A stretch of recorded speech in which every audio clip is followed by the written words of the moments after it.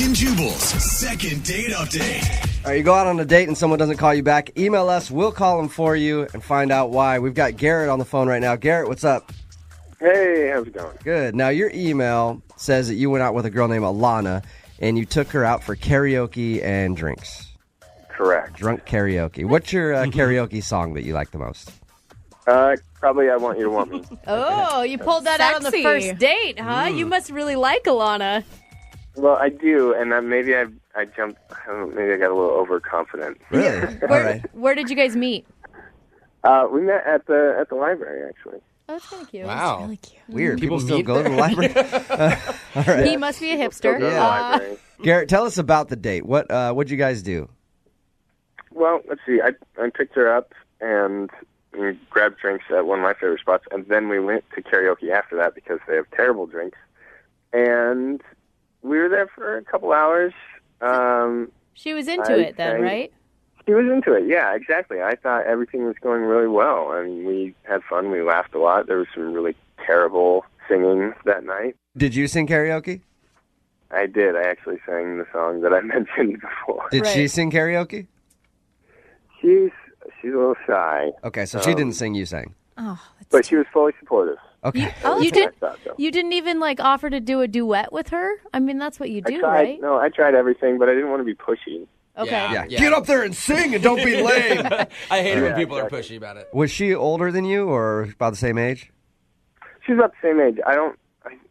We never actually totally discussed age. Right. I hope she's my age. How did you guys leave the date, Garrett? Actually, we went back to my place because I lived close by, and I was kind of hinting at staying at my place, Oh yeah. and the more I hinted, the more obvious it was that she wanted to be taken home. Okay. So then you took her home. So I took her home. All right. Did you kiss her or anything? No, I was a little freaked out. You sound kind of awkward. Yeah. I know. I don't know what to do with all this stuff. That's why I'm calling you guys. How many times have you tried to get a hold of her since your date? A few, but not like crazy stalker Okay. status number of times. All right. Well, we'll call her right after this song and see if we can get her on the phone and get an answer for you, okay? Okay. My prediction, she didn't like your singing voice. Well, She's looking for a guy who's really good at karaoke, and you weren't good enough. That is not true. All right. Hang on, okay? We'll find out right after this. all right. Moving 92.5. Brooke and Jubal in the mornings. Second date update. All right, let me ask the ladies in the room this. Do you think that Garrett, who took this girl to karaoke and then tried to convince her to stay at his place, maybe moved too fast for a first date? Yeah, only because they met at the library. And there's some creepy people at the library. I would think there'd be freaks at the library. Yeah. Lydia, do you think that maybe Garrett moved too fast? I think so, but then again, you are asking the 24-year-old That is virgin. true, very true. Garrett, you ready to give Alana a call and see why she hasn't been getting back to you? Yeah, and you know what? I was thinking the same thing. I would think I was going maybe a little too fast. How did you try to, like you said you were hinting at her to stay at your place. What were you? I mean, that sounds weird. He was No, standing I there in mean- only his boxers. Yeah.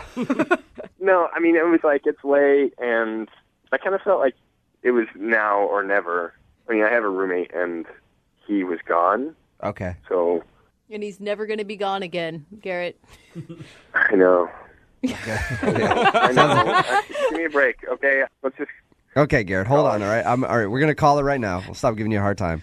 We'll call her right now. I'll get her on the phone. Feel free to jump in whenever you want and talk to her. Okay. See if we can get it out of her first, though, okay? All right.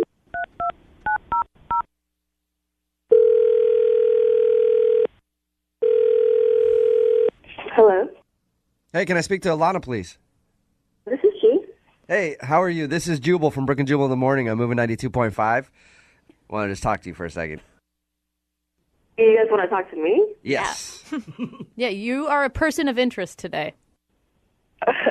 Okay, yeah, I'm available. I wanted to talk to you about a mutual friend that we have, a guy named Garrett. Garrett, yes. Yeah, you went out on a date with him to karaoke and had some drinks. We did. After your date, You haven't called him back. We're calling to find out why. Oh, we had a good time. I like Garrett. We had one too many drinks, so it was always a good time. Yeah. Okay. What went wrong in the date, though? Why wouldn't you call him back? I don't think anything went wrong. So what turned you off to him? I don't know if I want to say it on the radio. Is it embarrassing? It's embarrassing, not for me, but maybe for him. Okay. Ooh. All right, so it's embarrassing for him. Think about this, though. He's the one that emailed us. So he's willing to have that information put out there. He just wants to know why you haven't called him back. Can I just tell you that we weren't the best match and kind of just leave it at that? Nope. We want to hear the real reason. The real reason? Yes. He wants to hear it too. I saw his bedroom, Okay. and he has bunk beds. He has bunk beds? Like kid bunk beds? Yeah, are there adult bunk beds? Maybe in the Army? But he's on the top bunk. Please tell me that's not true. Garrett's on the phone with us right now. Say hi to Garrett, Alana. I'm so sorry Garrett? to do this to you, Alana. I'm sorry. I'm so sorry. Hey, Garrett, good morning. I'm sorry I didn't call you back. The bunk beds kind of threw me for a loop, you know? It was just the bunk beds? Yeah, I mean, I just Yeah. feel like, we're out of college already, so it's like a little awkward. I didn't know if your mom was going to come by with like home-baked cookies. Like, it just threw me for a loop. I just graduated. I can't. I'm sorry. I have bunk beds. Garrett, I don't really have another option right now. do you and your roommate sleep in the bunk beds, or you just have bunk beds in your room? No, we have to share a room. Oh, God. Garrett, that's why... dude. Okay, that makes sense. Okay. Why you wanted to strike while the roommate was out. You don't want to date a guy that's still sleeping in a bunk bed, is what you're saying, Alana. I mean, I think I just prefer not to. Garrett, No, I totally get that. It's not like I want to. I don't want to stay in bunk beds forever. I mean, How long have you been out of college, Garrett? just a couple months. Are you trying to save money and stuff? I'm sure you probably don't have a ton of cash right now. Yeah, that's an understatement. Okay, I'm sorry to bring that up with a girl you want to date on the phone because we know women like money, but that's understandable. There's nothing wrong with that. Like, it's tough. I mean, it's better than living at home. That's what I would think, Alana.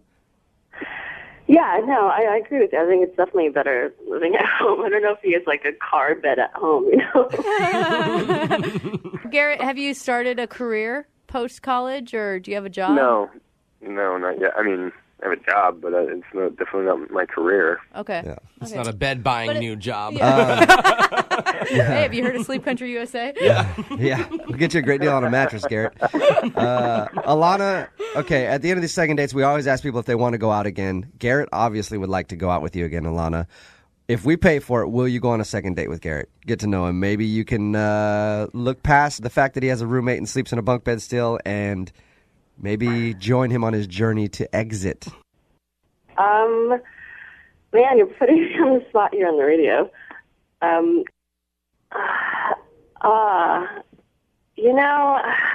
going to kind of have to say no. Really? Because, I really want to kind of just move on with things, and I feel like it might kind of hold me back. I just don't know that I would be that comfortable. All right. Garrett, I'm sorry, man. She, Sorry. Yeah. Sorry. Sorry, Garrett. Garrett, We you can will still hang out find... as friends. we still hang out as friends. Oh, God, I hate that. Brooke and Jubal in the morning. It's important to be a good friend. Yeah. Unless, of course, that friend ruins your chance at getting some action. Then you should cut them out of your life. That's what I think. And in today's second date update, that's exactly what it sounds like happened to Jay, who's on the phone right now. Jay wants to call a girl named Michelle, and she's not calling him back after one of his friends apparently ruined his date. Uh-oh. How you doing, Jay? I'm doing all right now, guys. Why don't you tell us what happened? Well, I met Michelle online. So I saw her profile, and her profile did stand out to me a little bit because, like, she just came off as so, I don't know, down to earth and that. Willing? Oh, down to earth. Okay, sorry. I thought you were going willing on that one, but that's what I go for. That's what I usually look for in a woman. Dude, it's actually kind of refreshing to hear a guy say that her profile stood out not because of how much boob she had in the picture. Yeah, it's like because I like the fact that she had like a lot of pictures with her family. But the truth is, she also had a really nice set of boobs too. So I can't she had deny everything that you were looking for. Just when my faith the was whole renewed. package. So she seems like she's normal. She seems like a nice girl. So I messaged her, and she messaged me back, and we kind of hit it off. And we messaged back and forth for a couple of weeks, and we set up a date finally. Cool. Now, what'd you do on the date? Your email said that your friend actually ruined it for you. Well, it was a first date, so we decided to do just something like, low pressure, casual, just to meet up for drinks at a bar after work. Mm-hmm. So I was like getting ready to go and meet her, and then one of my coworkers, who's a friend as well, he comes and tells me like this awful story about how he just got dumped by his girlfriend. Okay, so you guys are at work, and he's giving you a sob story. Yeah, I mean, he was actually pretty devastated. Like, he was like crying and stuff. Oh, poor guy. So you're like, hey, yeah, your story's cool and everything, but I got a date right now with a girl who will hopefully be my girlfriend. Yeah. You're standing in my way.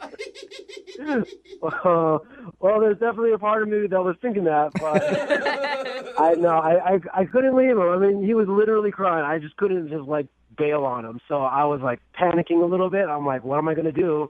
I can't abandon him. So I texted Michelle and I asked her, listen, my friend, he just got dumped. Is it okay if I bring him along? Oh, why wouldn't you just reschedule with her? That seems wasn't smart. No kidding. Looking back, maybe, but it's just like our schedules were like so conflicting for so long. It's taken me 2 weeks just for us to get together. So I really wanted this to happen. And I just thought this, like, he would come along, we would have a few drinks, and we would be able to just like break away, and like he would go home, and that would be fine, Right. Was she cool about you bringing him along? She said, yeah.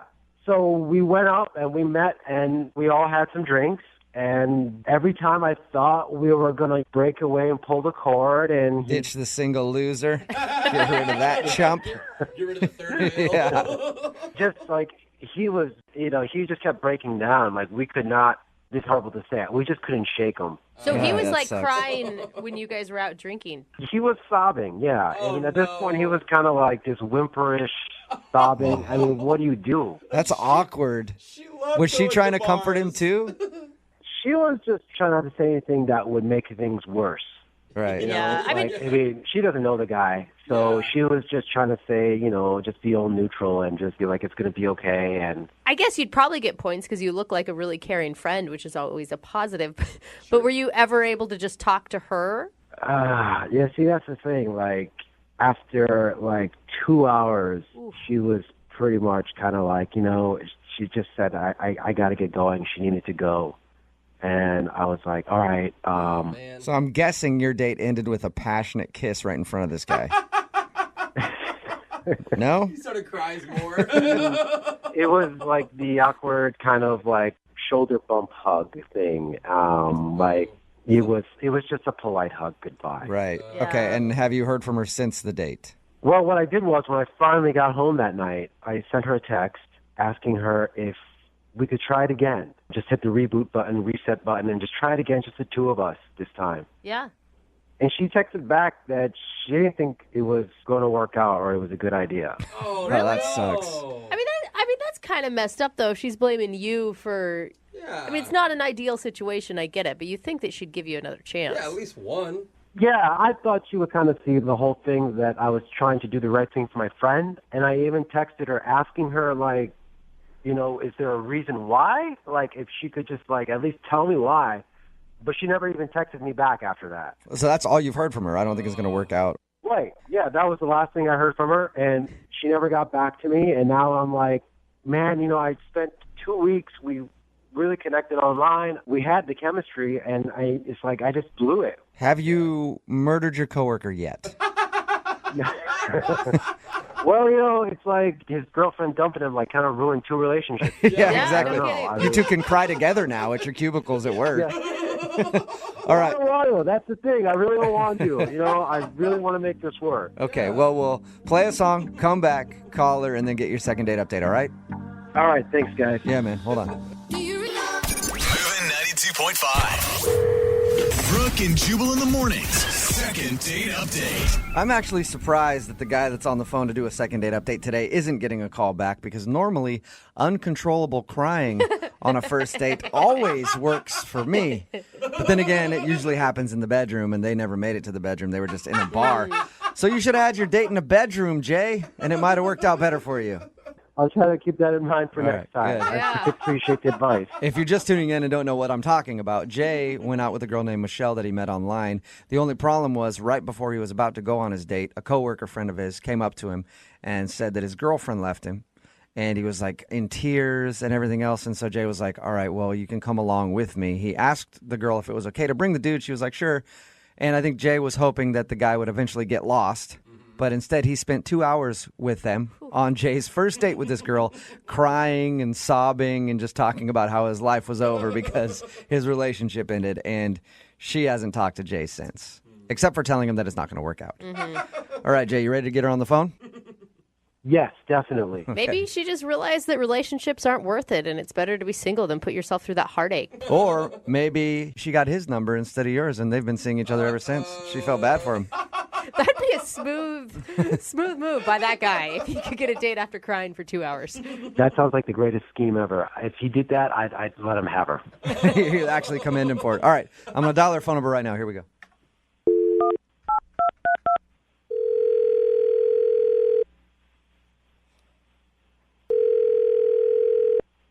Hello, Hi, can I speak to Michelle, please? this is Michelle. Hey, Michelle, how are you? This is Jubal from Brooke and Jubal in the morning. Brooke and Jubal, like the radio show? Yeah, just like that. How are you? Well, I'm much better now. What are you guys doing calling me? Nothing, just calling people that you listen to the show. That's cool. We're just calling to check in with people, see how they're doing. It's part of our service. Yeah, right. I'm actually calling you because somebody emailed us about you. Oh, God. Tell me this is not a freaking second date update. I'd love to do that, but it is a second date update. Oh, God. And you recently went out with a guy named Jay. Oh, my God. You're calling me about Jay? Yes, I am. Jay emailed us and told us about your date. Said that it was really awkward because his coworker came along, and then after the date, he texted you like, "Hey, I'm sorry about that. We should try it again." And you texted him back that you weren't interested. Yeah, that's... I can't believe that he told you all that. Well, he obviously liked you a lot and wants to see you again. Yeah. So what's the reason that you told him it wouldn't possibly work? Well, he told you how the friend came along, right? Yes, he did. He said his coworker showed up and cried pretty much the whole time. Yeah. Is that not enough? So is that the only reason that you're not calling him back, because of his coworker? No, the coworker cried the whole time, and to comfort him, he started saying horrible things about the girl. I mean, she wasn't even there to defend herself, and he's like, well, she was kind of fat, so you can do better. I mean, Wait, wow. I was there. He was trash talking his coworker's ex? Yes. He was like, oh, you can do better. I mean, she has a nice set of boobs, but that's all. And he was saying this in front of you, and what were you doing? I was like, yeah, I hope it gets better for you. There's more out there. But can't you give him, you could throw him a bone on that one. It's not like you've never comforted a girlfriend by talking about what a loser her ex was. Bro talk. On a date? Yeah, I wouldn't say that. Circumstances were bad. I wouldn't say that in front of another girl. I'll be like, oh, dude, she's a waste. Saying horrible, like she had man hands. You don't want her. I mean, and then the part where I was like, okay, I need to leave is when they started asking me for friends, because the best way to get over someone is to get under someone else. So he was asking if you had any friends that his buddy could hook up So, hey, with. can you call somebody and get them here right away Oh my so god. that maybe he can sleep with someone? Really? Yeah, that's when I was like, okay, I'm going to see you later. He actually asked you if you had a friend that would sleep with him. Yes. And could I get them on the phone right now? Oh my god. That is. What was that your is- response to that? I was horrified and disgusted, and I tried to extricate myself from the situation and said I need to leave. Was there like anything enjoyable about the date? I mean, it was funny on the outside. I'm glad I wasn't, emotionally involved at that point. Did you ever for once think about a friend? You're like, oh, I bet you she'd do it. And then almost call them? No. No, not at all. Can't even go there. Okay. Yeah. So, Michelle, I know that it sounds like you're a listener to the show, and I don't know how many second date updates you listen to, but maybe you forgot that Jay is actually on the other line listening right now. No, I figured that was coming. I'm glad that he got to hear all that. Oh, okay. Jay, Well, you there? Yeah, I'm here. pretty harsh recap, Jay. Listening to what she just said, I can't believe she's like saying this kind of stuff. I can't believe that I was on a first date with you and you solicited one of my friends for sex. Or tried to. No, that's not what I did. That's not what I did. I was consoling my friend. That's what I was doing. It's called consoling your The friend. way you went about it was not in a nice way. You have to know your audience, and I was there. It wasn't just the guys talking. And I'm glad that I got to see that side of you before I ventured in on a real date. So, Well, wait, haven't you ever had a friend who just got dumped? I mean, haven't you ever broken up with a yes, guy? and we go Haven't get you ever ice been cream, dumped? and we watch a sad movie, and I say, oh, sweetie, it'll get better. There are better ones out there. Just wait a minute, though. But, like, you're telling me you've never had, and you don't know any of your friends who've ever had a casual, just a hookup after breaking up, just to feel better about themselves? You tell me You might tell me end don't up know doing any of that, yourself. but you don't go on a first date and ask your date to help you on that venture. I was just trying to, like, get you involved so you didn't feel left out. That's You all. were trying well. I did not feel left out, so thank you. Don't you just want to maybe apologize, though, and just say the timing was bad? No. I mean, this is like, we got to be realistic. She knows what's going on out there. I mean, don't be such a prude. Okay, well, you're being a jackass, and I don't want to have anything to do with you. We're not made for each other. Great. And you were just a jackass, so I hope nobody goes out with you ever again. Yay. Well, this would be a perfect time for me to ask. Michelle, would you like to go on a second date with Jay? It's never the perfect time. Let me think. No. No. Are you sure? I'm very sure. Thanks so much. Okay. Michelle, do you have a friend who's a little loose on the moral side that would want to go out with him? Well, you guys seem very loose on the moral side. Why don't you jump on in there? All right. She has a Hey, point. Jay, I'm sorry you didn't get a second date, but it is like you just went through a breakup, and I will sleep with you to help you feel better. Oh my god.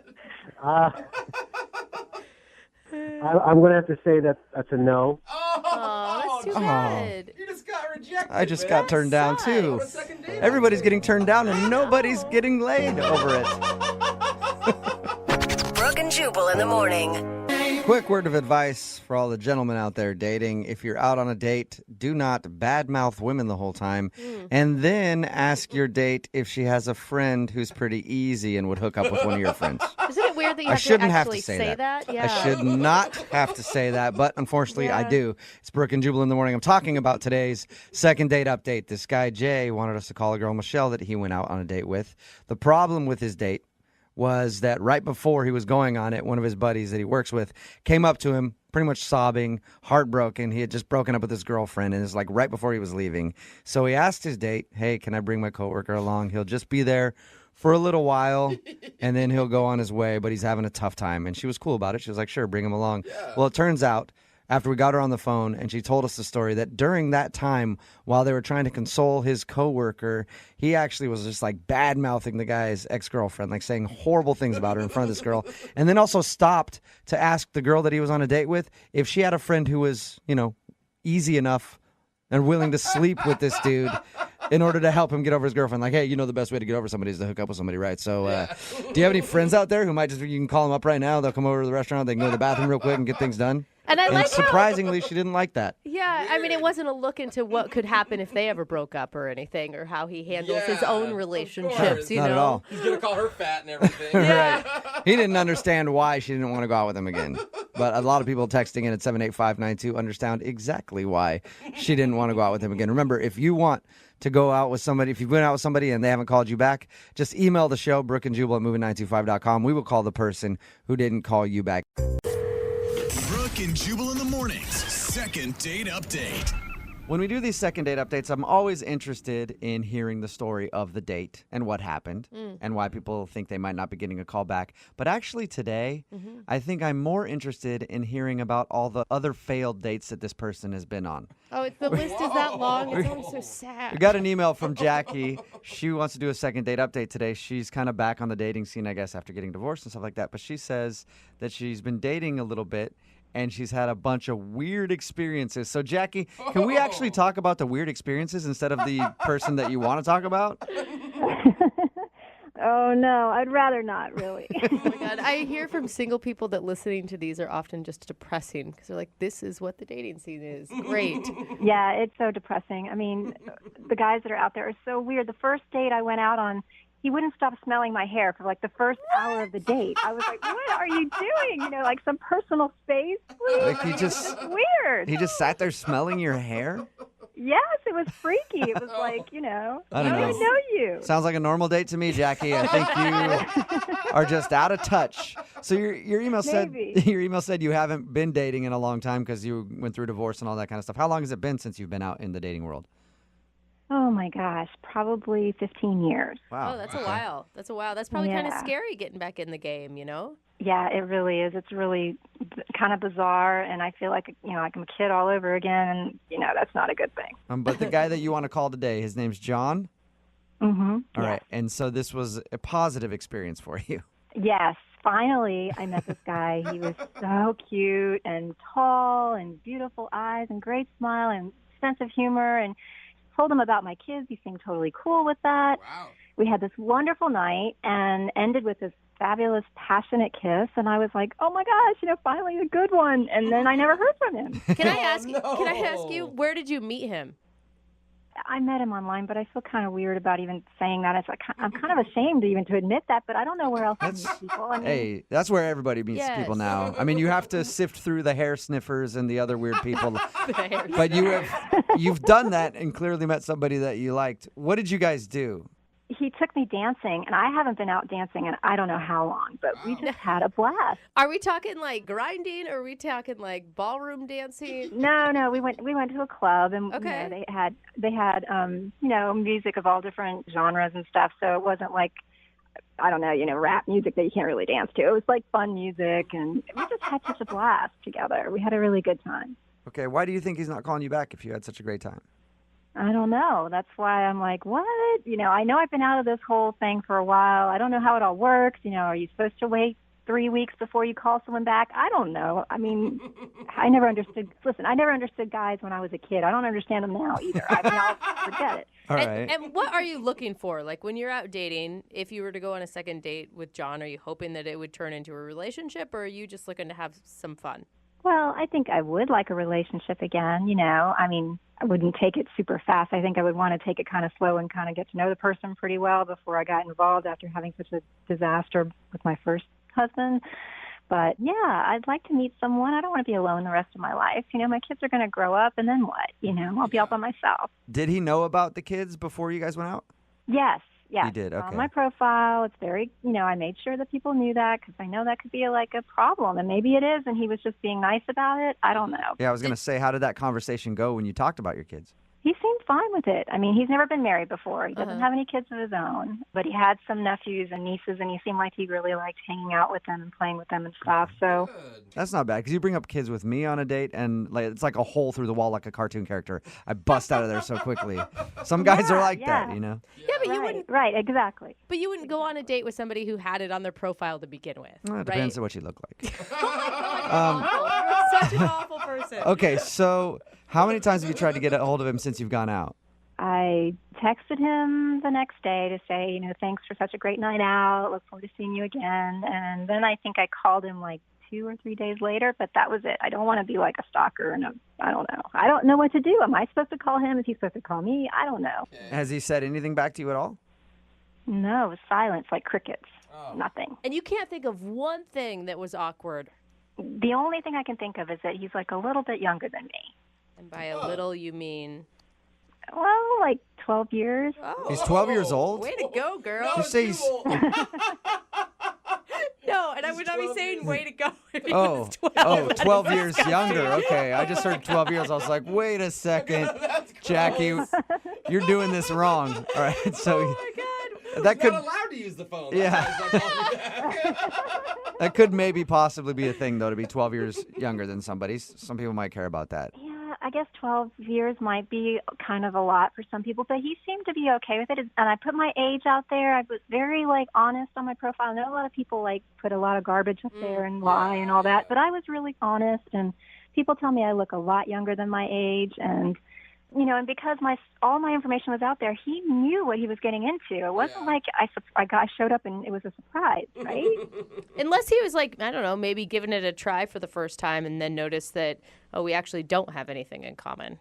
No, maybe. I thought guys like the cougar thing. I don't know. I like you. Well, we'll find out. We'll play a song, come back, call him, and get your second date update, okay? Thank you. You're welcome. Hold on. Moving 92.5. Brooke and Jubal in the mornings. Second date update. If you're just tuning in for today's second date update, Jackie is on the phone, and she wants to call a guy named John today. They met online. She's had a string of bad dates and apparently has just jumped back into the dating world after getting a divorce and stuff. They went out, danced a little bit, and now he's not calling her back. She has no idea why, except she thinks it could have been because she has 2 kids and maybe that kind of scared him off. Jackie? Yeah? You know what I'm thinking might have scared him off? Oh, no, what? Your ability to twerk. That's right. Maybe, just maybe, you were dropping it a little too hard on the dance floor, Jackie. What do you think? Oh, I don't know. I mean, maybe he doesn't like the way I dance. I don't know. I can hear it in your voice. You know how to get down, don't you? Twerker, bro. Yeah. She's a twerker, bro. Oh my God, that would probably have been shocking for him, seeing that you are 12 years older than he is. Well, I don't do all those workouts for nothing. Yeah. I've been doing that insanity thing for years, trying to keep myself in good shape. So come on. For you. All right, well, I'm going to dial his phone number now and see why he's not calling you back, okay? Thank you. All right, here we go.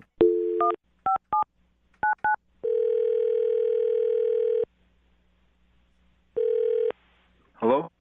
Hi, is John there? This is John. Hey, John, how are you? This is Jubal. I host a radio show called Brooke and Jubal in the morning. Oh, okay. I think I heard of you. What's this about?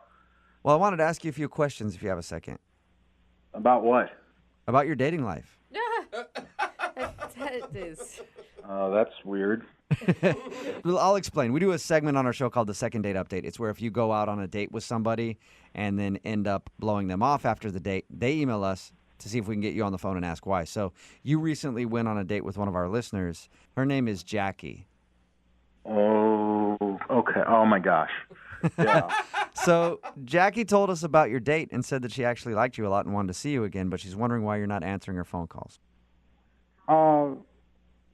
She's really great. I just don't think it's going to be right, though. Is there a particular reason? It just sometimes you just don't match up. That's all. Does it have anything to do with the fact that she's 12 years older than you? No, I knew that. I knew that before we went out. So, and she's really fun. She's really great, and I hope she finds somebody great to be with. Okay, if she's so great, then why don't you want to go out with her again? Yeah, it's just I want what's best for her. So. Do you feel like you guys are looking for different things in life? Yeah. I think I just want her to really be happy. She deserves that. It sounds kind of like you're dancing, John. Be honest. Yeah. Is it the age thing? Like, you can tell us the truth. No. She doesn't even look her age. Actually, she looks great. So she's great, fun to be around, beautiful, gorgeous, yeah. Yeah, sounds awful. And has kids, and you don't mind kids. So everything about her is perfect for you, and that's why you don't want to see her again. I really like her. I think she's awesome, but I think that in the end, it's not going to work out. So why? Wow. Well, did she tell you that she's divorced too? Yeah, she did. She told us all that. Yeah. And did she tell you about what her ex-husband's like? No, she did. We could have gone into that, but I was more concerned with hearing about your date with her, not her ex-husband. Not rehashing her marital problems. Yeah. Well, he's just he just really has his stuff together. he's this big-time investment banker and very successful and probably provided a lot for her that I just can't do. Wait a minute. You realize he was also a bag who she divorced, right? And doesn't like at all. I don't really know too much of the details of why they got divorced or anything. We didn't really talk that much about that. I just know I'm barely getting my life started. I just started working in public relations, and I'm not going to be able to give her that. That is so unfair to her, dude. Not only are you saying that, I mean, it just implies that she is looking for someone with money. No, but it's not even like that at all, though. I'm just talking about that there's a standard of living that people are used to being at, and I can't fit into that for her. I can't give her that. That's real. That's like very real. It's not anything bad about her. In fact, that's what I'm trying to say is I think she's really great, and I want her to have what she should have in life, and I can't give that. Yeah, but don't you think that maybe she has her own money and her own way of life, and that actually maybe she wasn't reliant on her ex-husband at all? I don't know about that. I don't think that we're in the same place in our lives. And if you talk to her, can you just tell her I had a really wonderful time with her, and I really want the best for her? I can do that, but why don't you do it yourself? Because she's actually on the phone listening to this conversation. What? Yeah. Jackie? Hi, John. Oh. Listen, I think you're great, and I wish you didn't feel that way because none of that stuff matters to me at all, really. But it's going to. Look, you're used to a guy that's really put together and has everything kind of figured out, and I'm just getting started, and I'm just kind of figuring out where I fit in life right now. And no, but I like that about you. I like that you're excited and looking forward to the future and have all kinds of ideas and things. I mean, I've already been there, done that with a guy who's a jerk. I don't need to go down that road again. You like it now, but in 2 months it's going to be boring to you, and you're going to want more. You're going to want to go out and go on crazy vacations that cost a lot of money that I can't give you. Oh my God, you are so jumping to conclusions. What are you saying?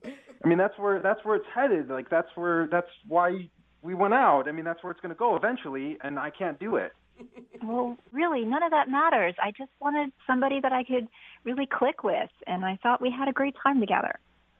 You like me now, but the thing is you're driving up to meet me in a Mercedes, and I'm driving up to meet you in like a 1999 Toyota. It doesn't match up. Yeah, but from the sounds of it, you're the only one that's concerned about it. She's not concerned about it. Yeah, but long term, it's not going to work out.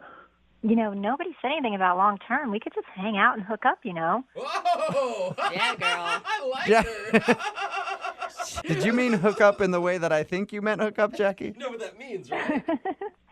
I don't know. I just wanted to have some fun, and I don't want to be that serious.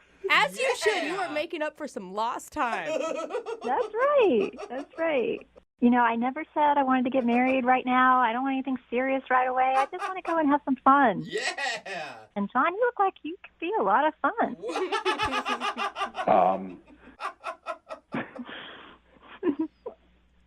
Okay. Well, that's different from what I thought. Yeah, it sounds to me, John, like Jackie is not interested in a long-term thing with you at all. She wants to chew you up and spit you out. Which would be cool to do. All right. Well, in that case, would you guys like to go out on a second date? John, we will pay for it. Oh, man. You know what? As long as there's no long-term expectations, then hell yeah, I'd love to go out again. Oh, my gosh. Does that sound okay with you, Jackie? Oh, I think I've made my point. That sounds more than okay to me. All right. Well, congratulations, you two. It's a successful second date update. We'll send you out again. Oh, that sounds wonderful. I can't wait to see you, John. And just like Jubal said, there may be some chewing and there may be some spitting out. Oh, yeah. Okay. Brooke and Jubal in the morning. Text in at 78592 says, I'll date Jackie too. I know there's a lot of young cougar hunters out there right now texting in. You're talking about today's second date update. And if you missed it, this girl Jackie went out with a guy named John who was a lot younger than her. And she was afraid that the fact that she's divorced with 2 kids could have scared him away. But when we called John, he said he was worried about being able to provide for her and her kids and doesn't think that he would be able to support them in the long run. He's really thinking down the road on the whole thing. She said that his financial status didn't bother her and that long-term commitment didn't matter because she's just looking for fun right now from a younger dude. All She's just like, oh, that's so cute that you think that I want that. Yeah.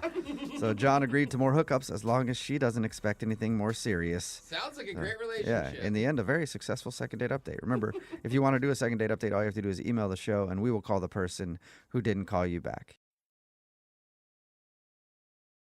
Brooke and Jubal's second date update.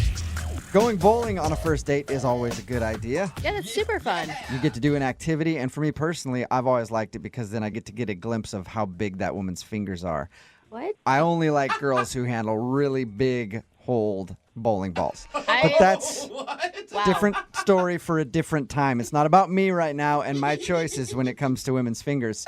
It's about Thomas and his choice. And Thomas took his date bowling, but now she's not calling him back. What's up, Thomas? What up, though? What's up, man? Are you into the big-fingered ladies like I am, or? Big finger? I mean, I like something else to be big, you know. No, everyone needs to stop. I don't need any more of it. So your email said that you went bowling on your first date. Yeah, man, I love going to the bowling alley. I take a lot of women to the bowling alley because you got to see what they're working with. Every time you got 10 frames to see that approach. 10 Wait, frames you're not talking about... to see the booty. Yeah. Oh. 10 frames to see that frame. You know what I mean? I thought for a second, like, legitimately you were talking about their quality of game. No, Brooke. No, I'm talking about bowling for booty. That's what I'm talking about. Bowling for booty. I like it. We're all on the same page now. Yeah, you know, my cousin hooked me up with this girl, you know, on a blind date. All right. What's her name? Cynthia. Cynthia. All right. And how was bowling with Cynthia? Did you enjoy yourself?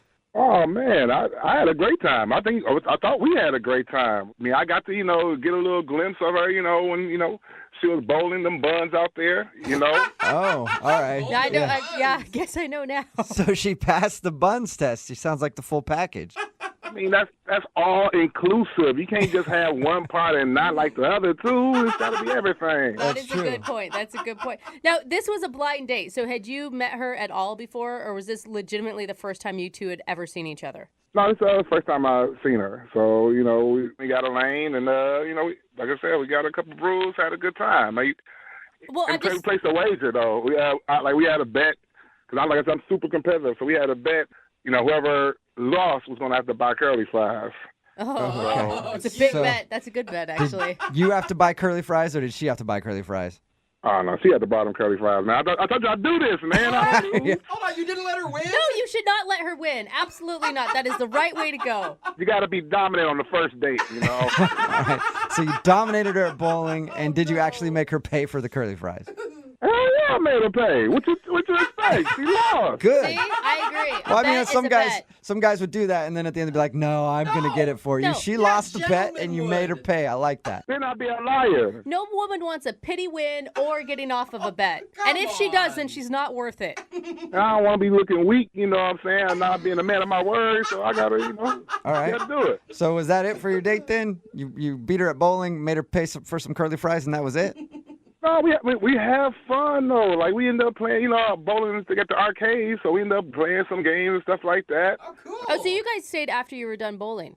Yeah. That's a good sign.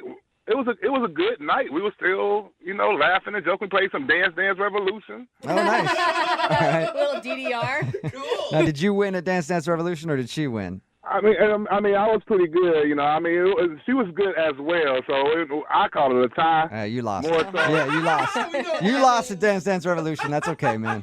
Okay. But I was trying to show off the moves, though. That's what's going on. I was trying to be fancy, so that's. She's like, you're supposed to play with your feet. You just keep air humping, Thomas. Stop it. So, how did the date end with her? I mean, everything went good. You know, I walked out to the car and got, you know, a little kiss. It wasn't no, you know, make out after third grade type stuff, but it was, you know, something real nice. It was just a little kiss, and I thought we was going to link up again later on. And during the little kiss, was that something you initiated? Yeah, I went in, but she didn't, back up, so I... Okay. And that's what I'm curious, is if she reciprocated or not. Of course she reciprocated. I got some sexy lips. So if Miss Sexy Lips... Thomas and his sexy lips. If she had such a good time, why do you think she's not calling you back? Man, I honestly got no idea. I mean, I'm hoping it's not because of the fries, because that would be petty. It was like $3.37. It's ridiculous. I mean, I paid for everything else, so it's not like she came out of pocket crazy. It was. I mean, I thought we had a good time. I have no idea. And how many times have you? Because my swag is smooth. How many times have you tried to get a hold of her since your date? No, you send a couple of text messages. After 2 text messages, you can't send a third one because then you seem stalkerish. Okay, so you got 2 text messages and no response, or she responded shortly? No response. And I'm proud of you for not going to that third text message and looking stalkerish, but then calling us instead and having us call her. You got to find other ways. You can't just... All right, man. Well, we're going to play a song, come back, and then call her and get your second date update, all right? All right, sounds good. Okay, man. Hang on. Moving 92.5. Brooke and Jubal in the mornings. Second date update. In today's second date update, we go bowling for booty. Twerk that out. That's right. If you're just tuning in, Thomas is on the phone, and bowling for booty is what he likes to do on his first dates. He went out with a girl named Cynthia. He went bowling. Why does he call it bowling for booty?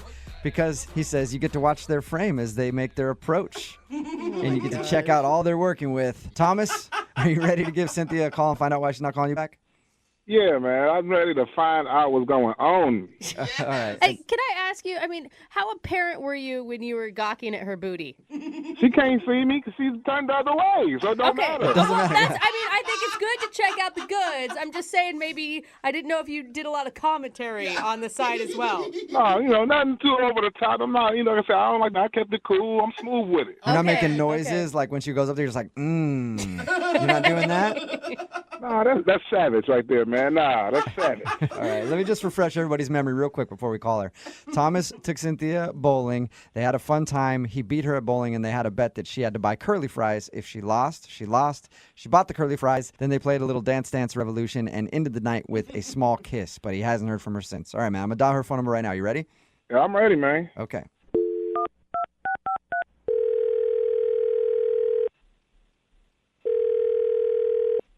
Hello. Hi, can I speak to Cynthia, please? This is she. Hey, Cynthia, how are you? This is Jubal from Brooke and Jubal in the morning. Hi, this is who? Jubal from Brooke and Jubal in the morning. It's a radio show. Okay. Hi.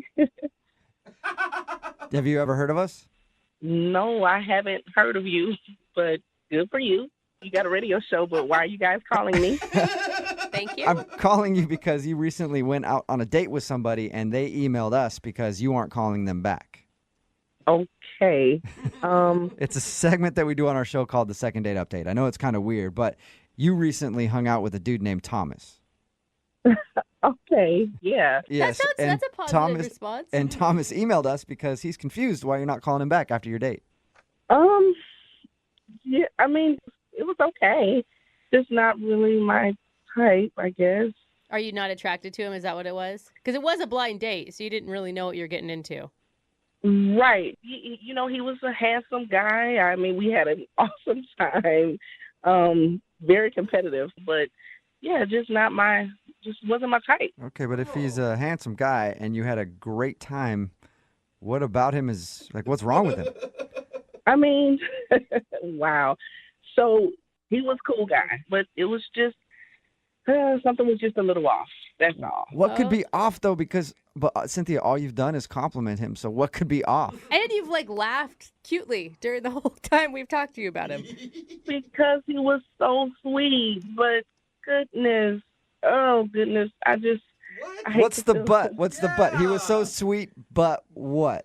Is he dumb? Does he have, a weird eye or something? He was just so little, I felt like I was with my son. What? Oh. Hold on. There's a big height difference. There's a huge height difference.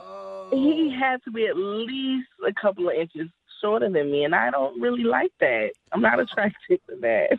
How short is he? So I'm 5'6", and he had to be about 5'2.5".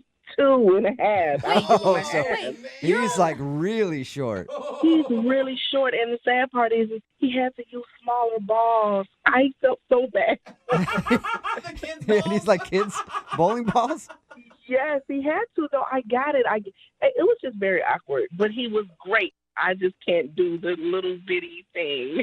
Well, and you're not even that tall.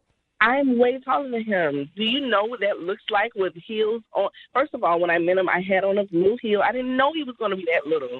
So I have on this heel, and it's like I walk up, and I couldn't even see him at first. Like, where is he? He's like swiping at your kneecaps like, hey, I'm down here. It was just weird. I mean, gosh. I really don't think you should discredit him, though, because I have dated many a short men, and they work very hard for you. Well, maybe, but I'm not used to dating that little. So how did the rest of your night go? At the end of the night, what really got it was the awkward kiss. Like, I'm used to looking up. I had to slump so far down, and it was weird. Yes. I didn't want to do it. Hey, Cynthia, as a short guy, that's my favorite part. I date taller women, and I love it when they have to bend down to kiss me. It's hilarious. But not that many people find it funny. Yeah, that's just not my thing. Oh, my goodness. Okay, well, Cynthia, I do need to let you know that Thomas is on the other line listening to this conversation. He's on the phone. Yeah. For real? I'm short? Oh, my God, no. Wait a minute, nah. We had a good time. You know, big things come in small packages. He's right. I didn't know you were there. I am so sorry. It's so embarrassing. Come on. You didn't have to look down on me that far. It was barely bent over. Thomas, my back was hurting by the time I came back up. Come on, I don't do that. You know, the back was hurting because of that whipping I put on you in bowling. We had a good time, man. You know what? You're right. We had an amazing time. It's just, you are short. I keep hearing you this whole time. All you saying is that you had a good time, and you said I'm handsome. Thank you.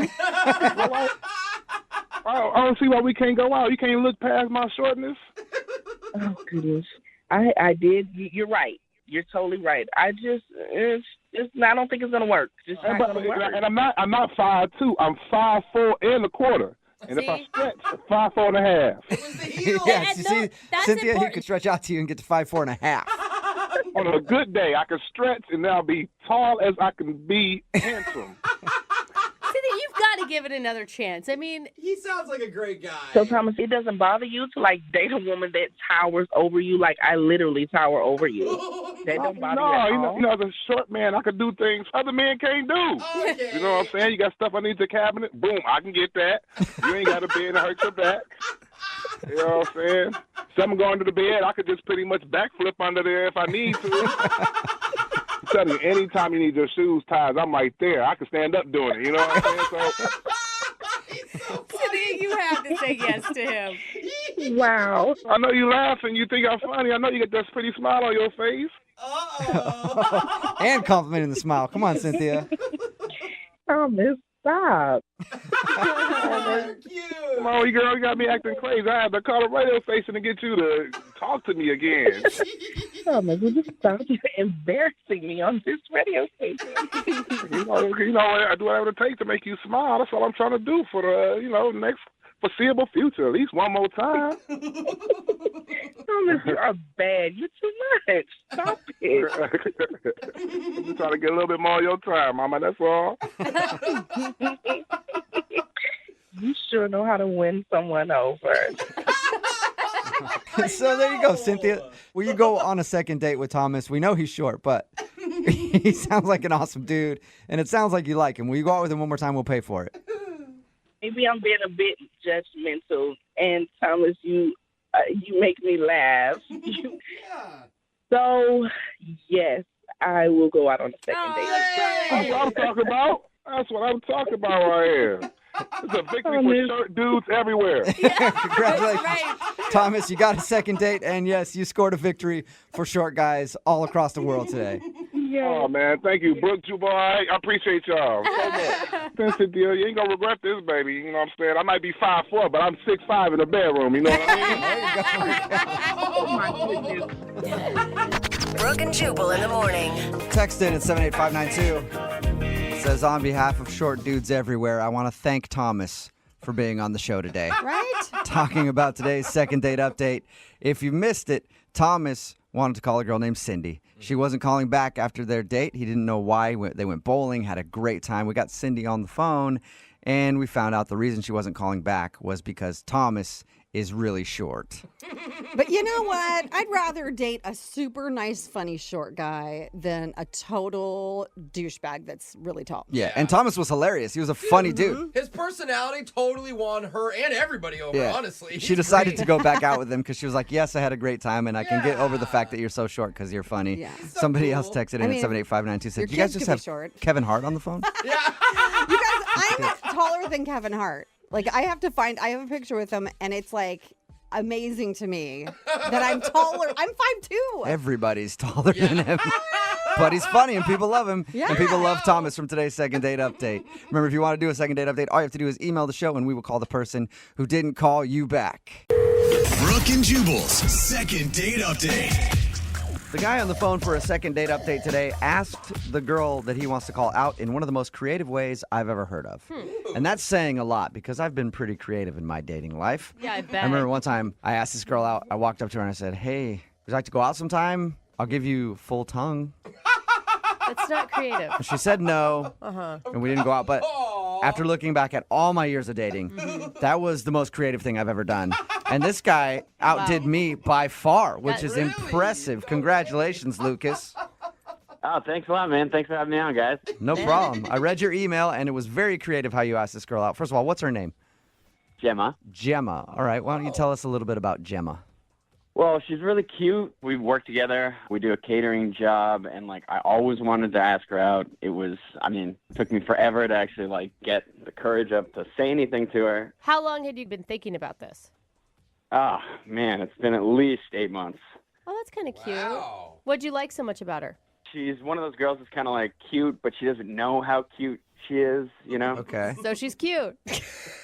Very cute. Oh, my God, she's so cute. Cutest. Wow. Okay, so Got that part.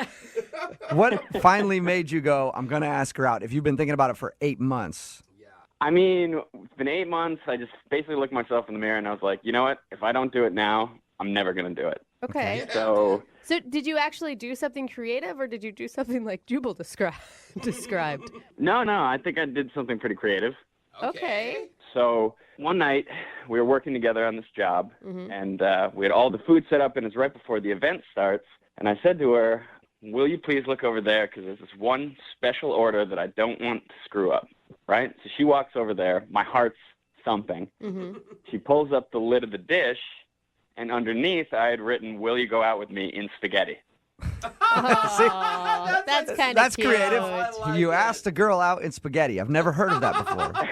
Right? So cool. What was her reaction? Well, I didn't know because I went in the other room and I started working these tables and stuff, and I'm thinking about it the whole time. And she doesn't say anything until the end of the night. We're cleaning up after everybody, and she comes up to me and she's like, did you write, will you go out with me in spaghetti? And I was nervous because I thought that she didn't like it, but she says, did you really mean that? And I said, yeah. So then we made plans to go out. Awesome. Okay. So it did work. Yeah. The spaghetti ask out actually worked. All right. So there's a lesson that a lot of dudes can learn out there. If you're having trouble asking a girl out, use some spaghetti. The spaghetti ask out trick brought to us by Lucas. What'd you guys do on your date when you actually went out? Well, the next night, we're catering a job. And she was actually talking to me a lot, getting a little bit flirty, giving me the eyes. You know how it is. Okay, so she's excited, obviously, about this date. Yeah, things are going great. And then after we're cleaning up, she said, do you want to do something? And I was like, of course. You're like, yeah. Didn't you read my spaghetti letter, you idiot? I'm telling you guys, people underrate the spaghetti. Oh, I dig it, man. So did you guys hang out that night? Yeah. So we finished up the job. I take her out to my car. I was like, well, why don't you come back to my place?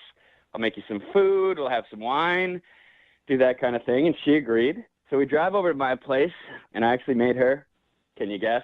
Spaghetti. Spaghetti, yeah. All right, now it's getting a little old, Lucas. I'm not going to lie. It's a little overkill now. Yeah. Know when the joke should end. She really liked it, though. Okay. Oh, good. And it was good wine because it was from the catering company. Oh. They're not listening in. So you mean you stole the wine? Is that what you're saying? I mean, I borrowed, stole, who's keeping track? Right. Okay, so you guys shared spaghetti and some stolen wine from your job. Romantic. Yeah, I guess you could say that. You know that she knows that you stole it from the catering company, right? I mean, she works for the same company. It's not a mystery where the nice bottle of wine came from. Yeah, sure, she knew where it was from, but it's cool. We all do it. It's one of the perks of the job. Yeah, right? Was it also leftover spaghetti that you were serving her from the catering? No, I made the spaghetti that night.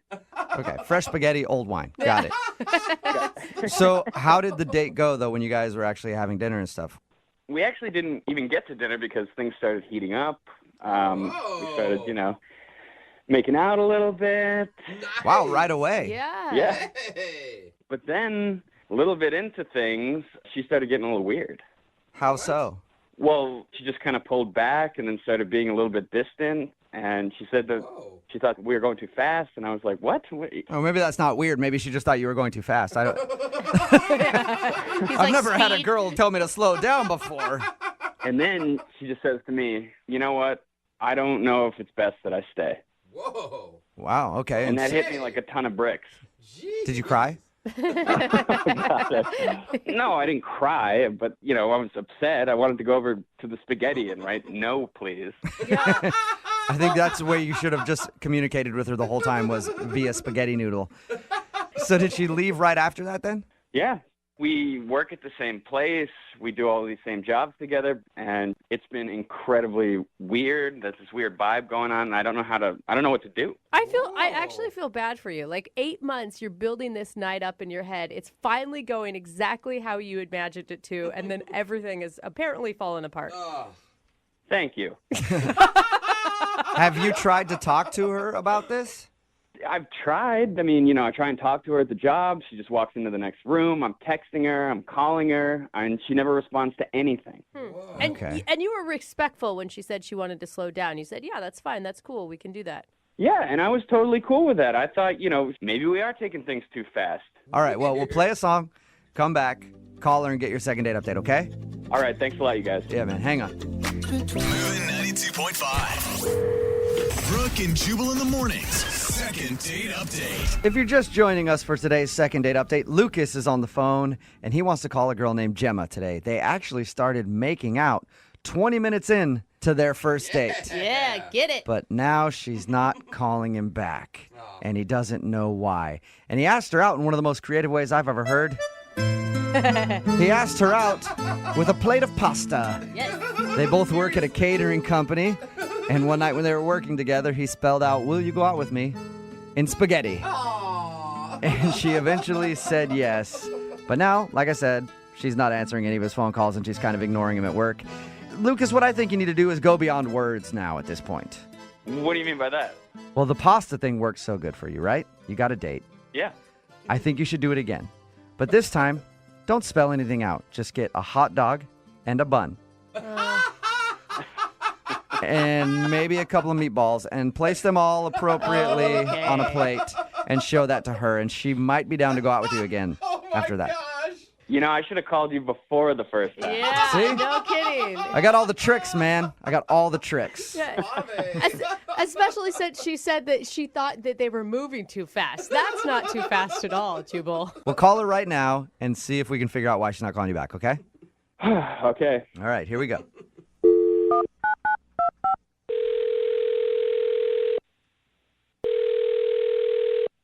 Hello, May I speak to Gemma, please? this is she. Hey, Gemma, how are you? This is Jubal from Brooke and Jubal in the morning. Okay. You work in catering, so I'm guessing you're not up early in the morning. Well, how do you know that I work in catering? I kind of know a lot more than you think I know about you, Gemma. Why do you do it like that? Okay, that's super creepy. And who are those people that are in the background? That's Brooke. Why is that weird guy laughing? That's Jose, the laughing guy. And then there's me. My name is Jubal, and this is Brooke and Jubal in the morning. It's a radio show. Yeah.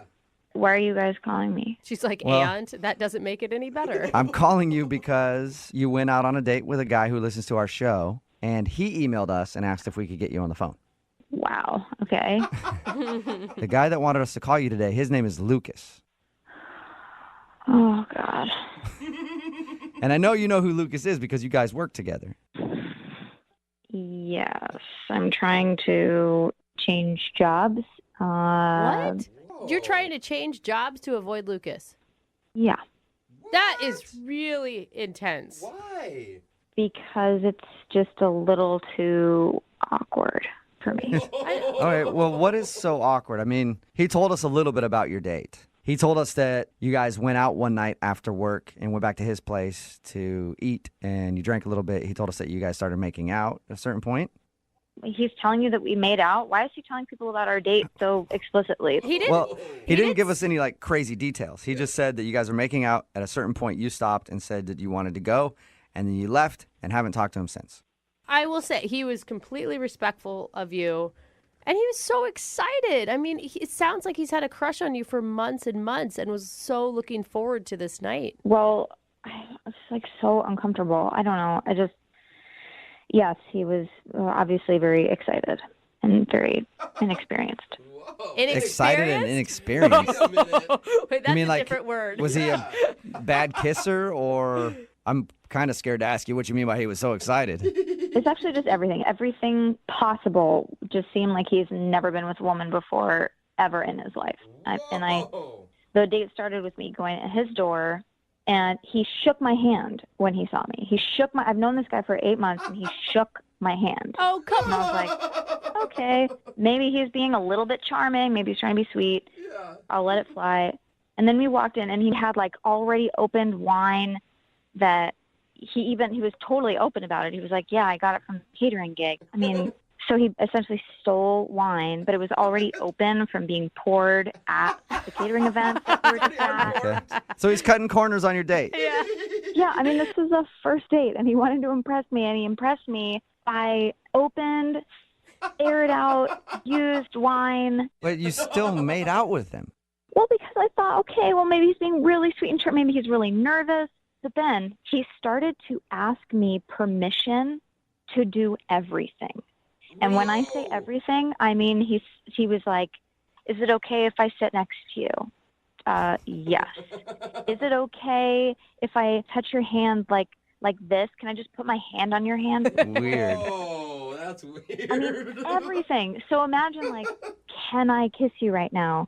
Can I kiss you with tongue right now? Is that okay? That's so awkward. And I was All right, like, no, so awkward. I've heard people do the "can I kiss you" thing, and I know some girls have a split reaction to that. Some girls are like, just go for it. Some girls are like, I like it when they ask.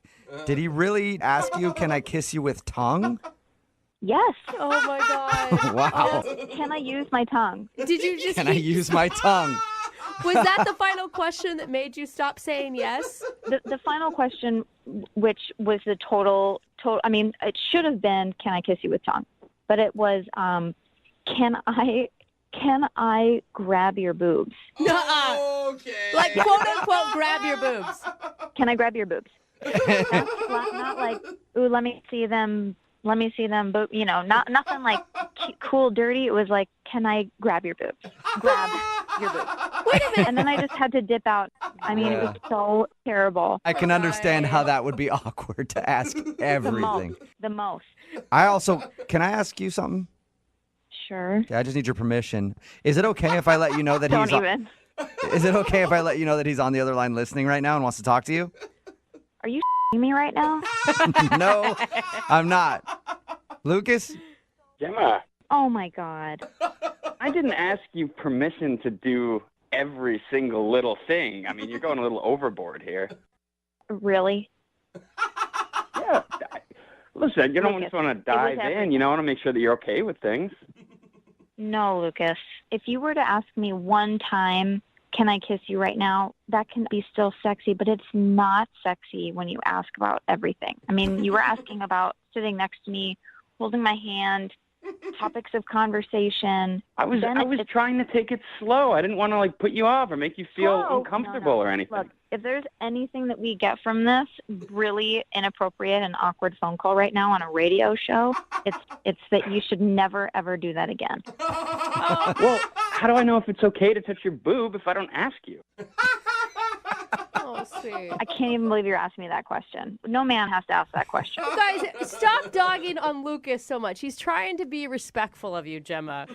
You Well, know? he should Thank you, stop Brooke. trying. I get that he's trying to be respectful, but at a certain point, he needs to pick up on the cue that it's just not working. Hey, if I remember correctly from that night, you were saying yes to a lot of things. Good point. I only said yes because I had already consumed nearly that entire bottle of the open aired out wine that you stole from the catering company, and I was too lit.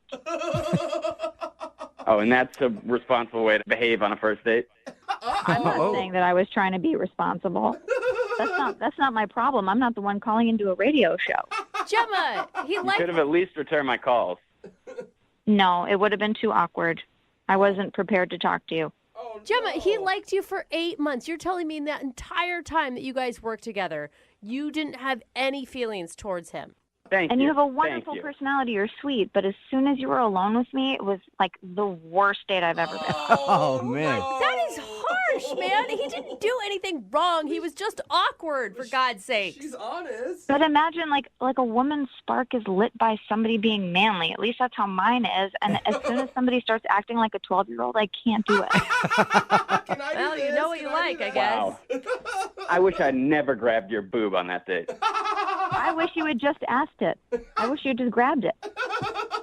Yeah, well, I think we have a little different memory of that night because you were pretty turned on when I was doing it. Oh, maybe the wine kicked in. I think we definitely have a different memory of that night. Well, Gemma, I would like to ask you a question. Oh, God. Gemma, is it okay if I ask you if you go out on a second date with Lucas because we will pay for it?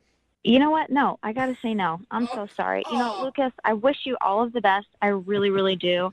I think you're very sweet. My recommendation for you is that you never, just do not ask questions like that again. Just go ahead and go for it. Find that self-confidence within yourself and move forward. Oh my God, it's like You sound like a motivational speaker. It's awesome. Listen, there are plenty of girls that want me, all right? I don't need you. I don't need anything like that. So Yep. I hope, have a great one. You're right, Lucas. There are plenty of girls out there who want you. Just ask them. I'm sure they're out there. Brooke and Jubal in the morning. Text in at 78592 says, I don't blame that dude. He was just trying to not be #MeToo'd. Or maybe went a little overboard. If you missed it, I'm talking about today's second date update. This dude, Lucas, wanted to call a girl named Gemma. They went out on a date, and everything was going fine. They even made out like 20 minutes into it. But we called Gemma to find out why she wasn't giving Lucas a call back. And apparently, during their date, he kept asking permission to do everything. Like, can I sit next to you? Can I put my hand on your hand? Yeah. Can I kiss you? Can I kiss you with tongue? Everything he was asking permission for. Which ruins the moment. Yeah, and he said he was just trying to be respectful. Yeah, I like his style, dude. Yeah. Consent's sexy, man. No, totally, but it's not for everything. Like Yeah. sometimes, girls like, hey, take charge, give me a kiss. Cool if I open the door for you? Yeah. For both of us? Anyway, she said that she wasn't into it and it completely killed the mood, and no second date. They're not going out again.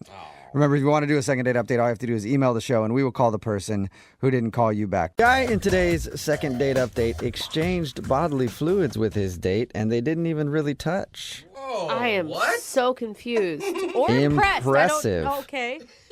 Yeah. His name is Justin. Justin, what's up, man? What's going on, guys? How you guys doing? Not too bad. Probably better than you. I read your email and something that just sounds disgusting happened on your date. I mean, I guess it's all in perspective. I'm honestly amazed that you're still standing right now because if what happened to you happened to me on a date, I probably would have doused myself in gasoline and set myself on fire. Just Wow. so gross to Pretty me. extreme. Oh my God. What happened? This is killing me. What happened?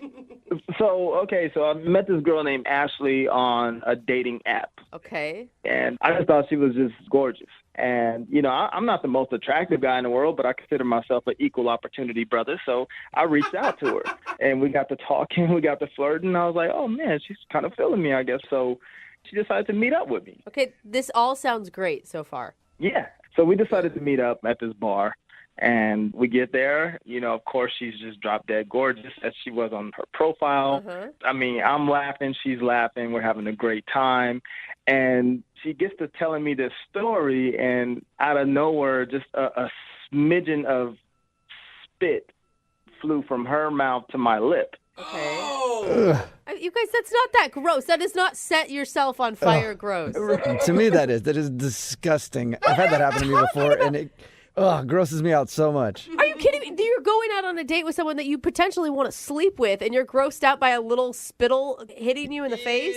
Yeah, when it's not the right time to spit in somebody's mouth, it is the worst.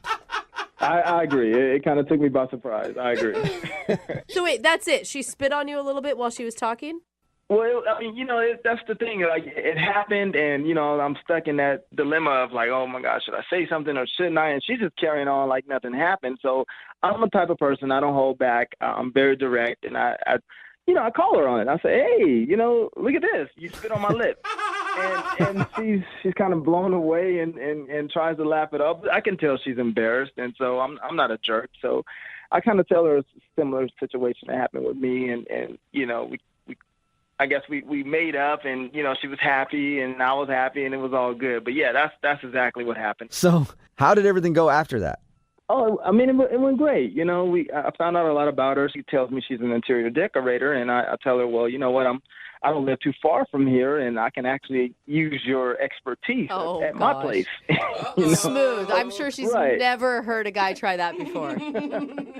Right. So, of course, Brooke, you're right. I'm sure she took it as a pickup line, and I kind of went into explaining, like, no, really, I really need help. You know what I mean? I need a woman's touch around my place. And even that didn't sound right. That came off wrong. So, long story short, I ended up, we ended up going back to my place, and she agreed that my place needed a little sprucing up, and she can probably help me out. So she gave me some tips and saw some potential in my place and in me, by the way.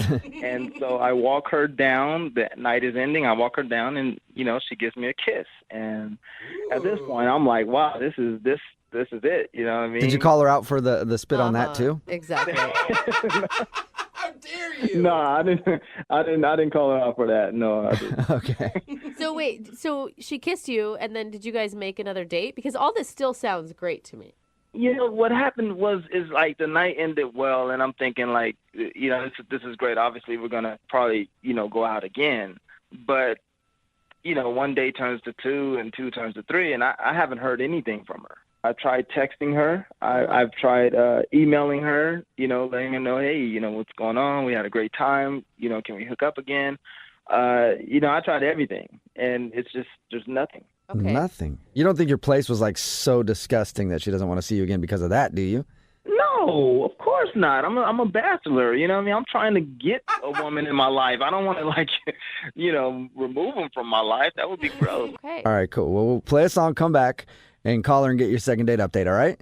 All right, cool. That works, man. I really do. Honestly, guys, I'm not kidding around. I've reached out. I really hope we can get in contact with her because I would like to know what happened. I would honestly like to move forward with Ashley because I think we had a lot in common, and I think we will make some very, very beautiful babies together. Whoa. Okay. There you go. Maybe don't tell her that when we talk to her. Save that for another day.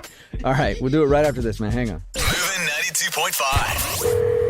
Brooke and Jubal in the mornings. Second date update. If you're just joining us for today's second date update, Justin is on the phone and he's very confused because he swapped spit with his date quite a few times, one by accident, and then they did kiss at the end of the evening, and now he's not getting a call back. And he doesn't know why. He went out with a girl named Ashley. They went to a bar, and while they were there, they were talking, and she had one of those moments where, like, spit flew off her lip and landed on his. And then he called her out for it, and they had kind of a laugh about it, and he thinks maybe that was awkward. But then they went back to his place, hung out for a little while, and ended the night with a kiss goodbye, and now she hasn't talked to him at all, so he's wondering what could have gone wrong. Justin, are you about ready to go, or do you need some extra spit on your lip to get this thing going? I mean, extra spit would be nice. Anything would be nice, but yeah, I don't know what's going on. I mean, okay, where are you at then? Because I can come down there and spit on your lip if you need to.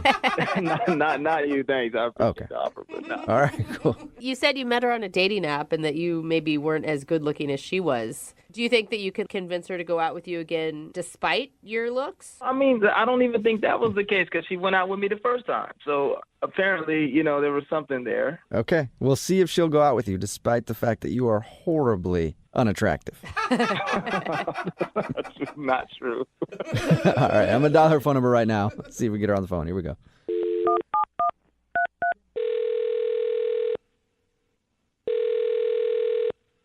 Hello. Hi, can I speak to Ashley, please? This is she. Hey, Ashley, how are you? This is Jubal from Brooke and Jubal in the Morning. Brooke and Jubal in the Morning. It's a radio show called Brooke and Jubal in the Morning. My name is Jubal. Hi. Hi. Hi. Have you ever heard of the show before? I've heard of you guys. I don't listen as much, but Okay. Yeah. Well, that's cool. Maybe you'll listen more after today since we actually get to talk to you on the phone. We actually are calling you today because we got an email about you from one of our listeners. oh my goodness. It's a dude named Justin that you went out on a date with. What? I can't tell. Was that a good what or a bad what? And that was a creepy what?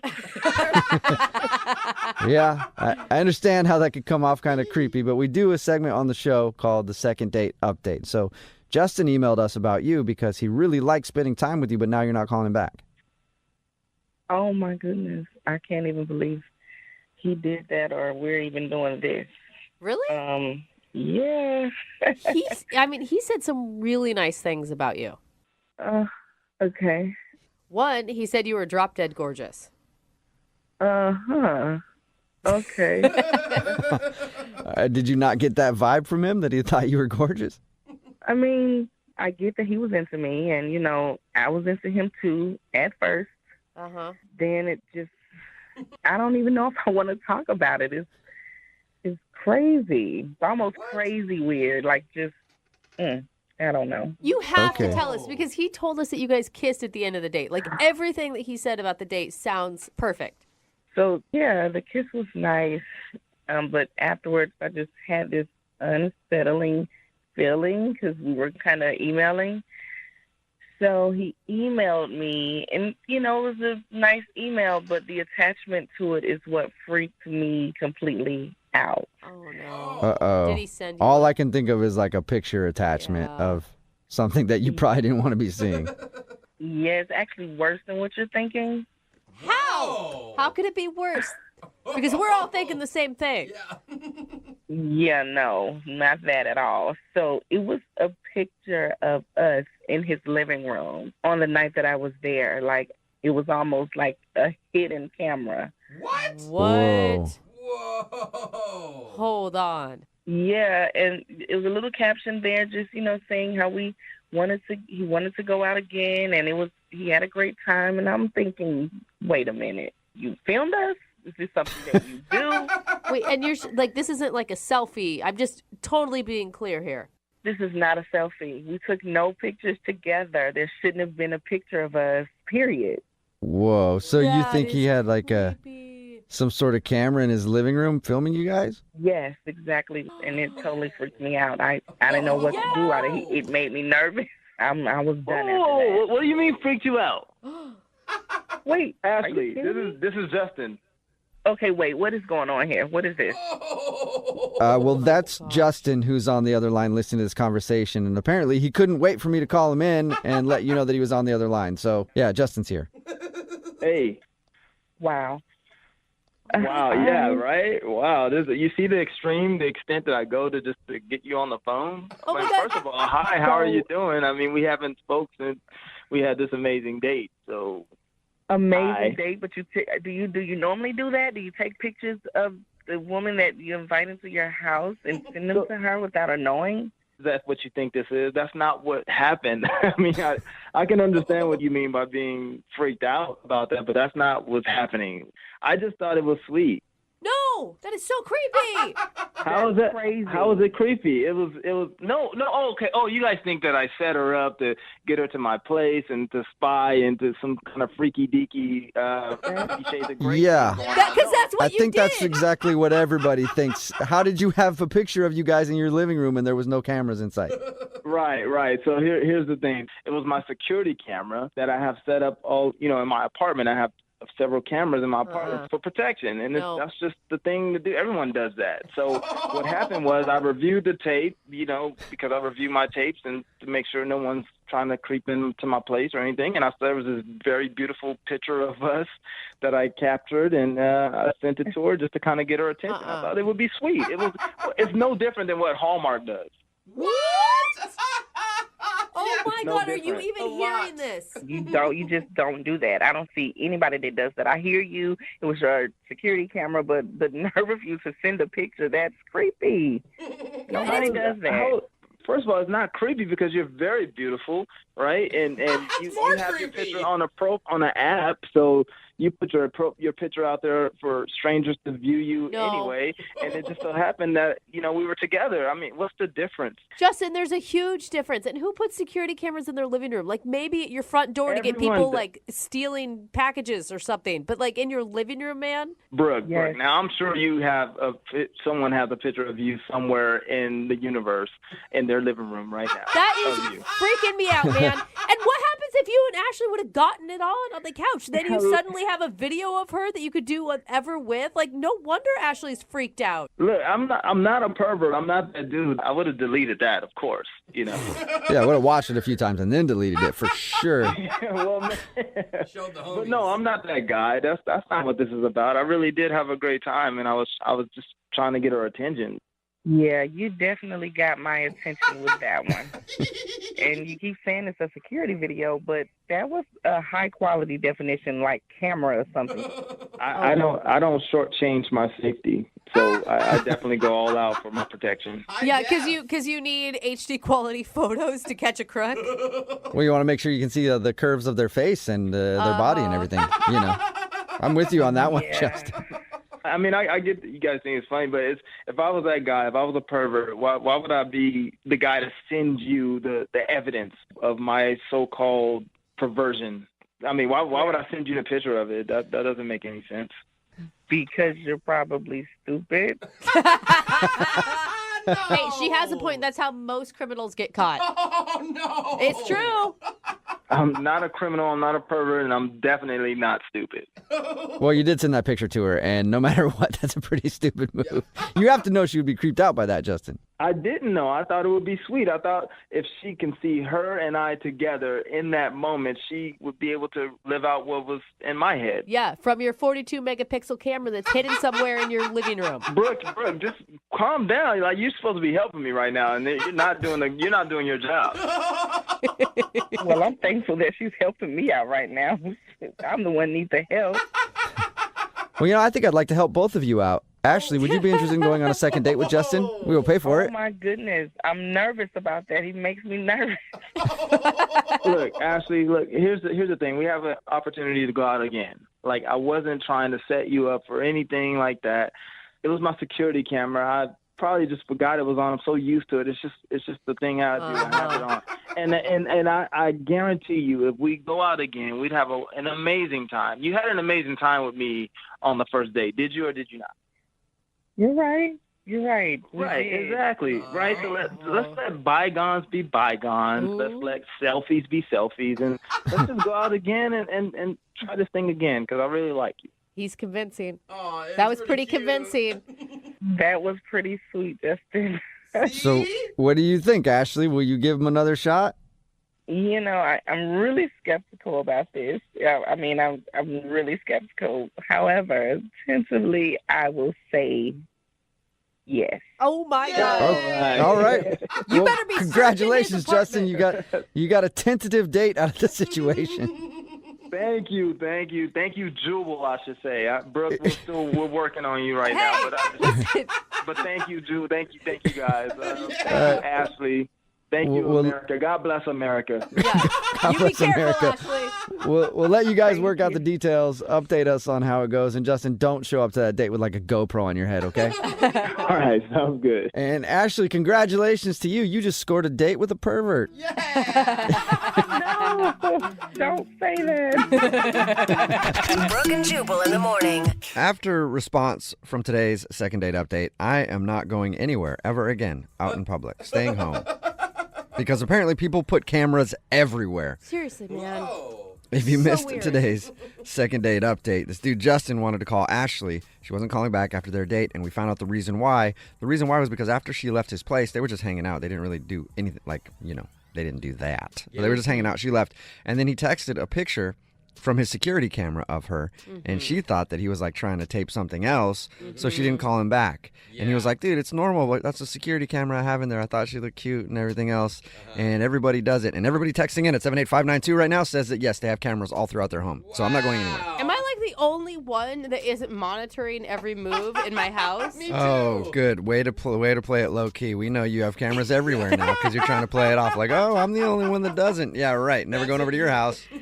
All right. I'm wearing a body cam right now. But seriously, everybody texting in has cameras all throughout their house. All right, I guess it's time to just join in and get more cameras. No, like, what are you recording? Like, no one is getting their house broken into that often. Well, but it's for the one time, right? And to him, it's normal. He's like, I'll show you the cameras. I'll show you what I got. It's not like no, I'm being it's creepy. weird, man. And that I still can't. Like, you're reviewing the tapes right after she left. I don't know. You know what I'm saying? I don't know what's weird and what's not weird anymore. But all I know is they did agree to go out again, so he got another date. Well, he did seem sweet. I will give him that for sure. And remember, if you want to do a second date update, all you have to do is email the show, and we will call the person who didn't call you back. Remember, Young Jeffrey's Song of the Week is coming up. A good rule whenever you're upset about something and you're about to send a message, either a text message or an email to that person, is to count to 10 before you send it. That comes from you. And then read it again, and then add even more F words and more insults. Make sure that you've gotten the insults in there that need to be in there. You know what I mean? Make it even more aggressive. That's what I'm saying. Because if you under-aggress, that's not good. Yeah, no, you got to make sure that you get as many F words as possible in that hate message that you're sending to that person. No, you actually need to think about it before you send messages, and that's kind of what happened to Amanda, who's on the phone with us today. She wants to do a second date update, and she said some things to her date that she regrets. We'll talk about that in just a second, but first, Amanda, it said that you met the guy that you want us to call today online. How long did you guys talk before you actually went out? We were talking for like a couple of weeks. We started out with emails, and then we were talking on the phone. I'm always curious about that when it comes to online dating, how long you go back and forth before you actually set up a date. Yeah, this time it was a couple of weeks. At a certain point, we were like talking every night before we went to bed, all the time, and I felt like I really got to know him pretty well. That's the interesting part to me, because I feel like if you talk a bunch before you go out, you feel like you've already are kind of in a relationship with that person before you even go out on a first date. I don't know. It just felt like we were getting close. We were getting to know each other. That's good, though. Yeah, and when you met him for the first time, I mean, were you nervous leading up to this date since you guys were so connected already? You had a lot riding on it? Yeah, I mean, kind of. It was so great on the phone. I was, worried that it wasn't going to be that way in person, and it was. It was really good. All right. So tell us a little bit about what you guys did when you agreed to go out. We just went to a movie and then went for pizza. I mean, it was just really just basic date stuff. Okay. But, that's cute. And at the end of the night, I was pretty sure. I was like, oh, we'll have just this great kiss at the end of the night. But something more sort of happened. Mm-hmm. That great kiss turned into... Yeah, I spent the night. All right. Nice job, Amanda. Yeah. And your email included that, but it also said that you think he's probably not calling you back because you sort of freaked out on him? Okay, well, so the next day I left his place and I told him to text me, and he was like, yeah, I'll text you. And everything was so great that I thought he would, but then I didn't hear from him. And so I kind of freaked out, and I sent a couple of angry texts. How angry of text are we talking? I don't know. It was stuff I really kind of regret. It was just angry. Stuff I shouldn't have said. What did you say? You got an example of what you said? No, I mean, it was just I was kind of overreacting. The fact that he hadn't called me back, and I don't know. He said that he had misplaced his phone, and that's why. And then I was like, oh, no. And I tried calling him to try to fix it, and he wouldn't pick up. And so that's why I'm calling you. I just want a second chance. I really blew it. Is your hope to get him on the phone now because he's not answering your phone calls because you freaked out on him via text message, hoping to maybe he'll answer our number and then you can apologize? Yeah, I just was he hadn't texted at all, and so it was just, yeah. That's embarrassing. Yeah. And how much damage control? I mean, are you calling him an effing a-hole, or are you getting even more specific? I don't know. It was pretty bad. So. but I'm not that. I'm not that way. And I want to apologize. Everything was so great that I just feel like he should give me a second chance, and I want to apologize. And it was just so dumb. That's embarrassing when you do something like that and then somebody has a legitimate reason that they weren't calling you back or they were just taking a little too long. It's like, how dare you not talk to me all day? It's like, I got in a car accident. Or my family member is dying. My bad. All right, well, we're going to play a song, come back, call him and get your second date update, okay? Okay. Hang on. Moving 92.5. Brooke and Jubal in the mornings. Second date update. Amanda is on the phone with us. She wants to do a second date update with a guy named David. They met online, ended up hooking up on the night of their first date. He didn't text her back for a few days, so she got a little angry and started texting him some things that she regrets.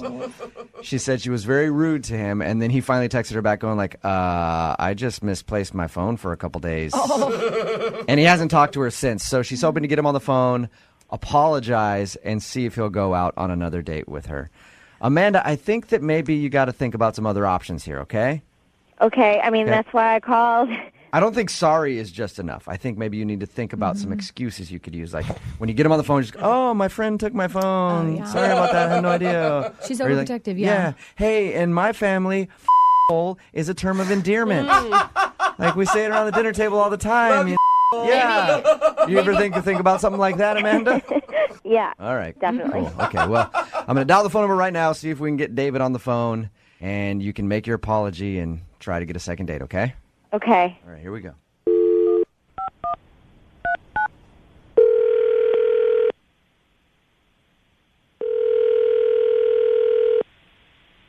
Hello. Hi, can I speak to David, please? Speaking. Hey, David, how are you? This is Jubal from Brooke and Jubal in the morning. You ever check out the show? Yeah, I've heard it a few times. I just kind of confused of why you guys are calling me right now. Because somebody emailed us about you, David. About me? Yep. Somebody that you recently went out on a date with. Her name is Amanda. Amanda. Yeah. You probably remember who Amanda is because after your date, she ended up sending you some pretty mean text messages. And then, like, you texted her back that you had lost your phone or something. Yeah. Well, she feels really bad about that and wanted us to call you today to see if that's why you're not calling her back. Man, I had lost my phone for a few days, so I wasn't able to contact her. And I get my phone back, and I get, like, just a slew of just mean text messages. And that kind of turned me off. Yeah, I could understand that. Yeah. How mean were they? Like, I mean, I wouldn't want to say them on the radio. They're pretty messed up. Really? Really? Can you give us like a PG-13 version of what was on your phone? We're taping this right now, too, so you can say it and we'll just beep it out. Oh. I think it'd be really embarrassing to her, so I don't want to kind of put her in that position. Yeah, but think about this, David. She's the one that emailed us to call you. She's already putting her business out there on the radio. And I really want to know what she texted you. Because she wouldn't even really tell us. She just said, it was bad. That was her quote. Yeah, they were really bad. Was it like was it like the worst thing a woman has ever said to you bad? I would go ahead and say yeah. Wow. Come on, David. Just give me one thing that she said. Fine. 1 second.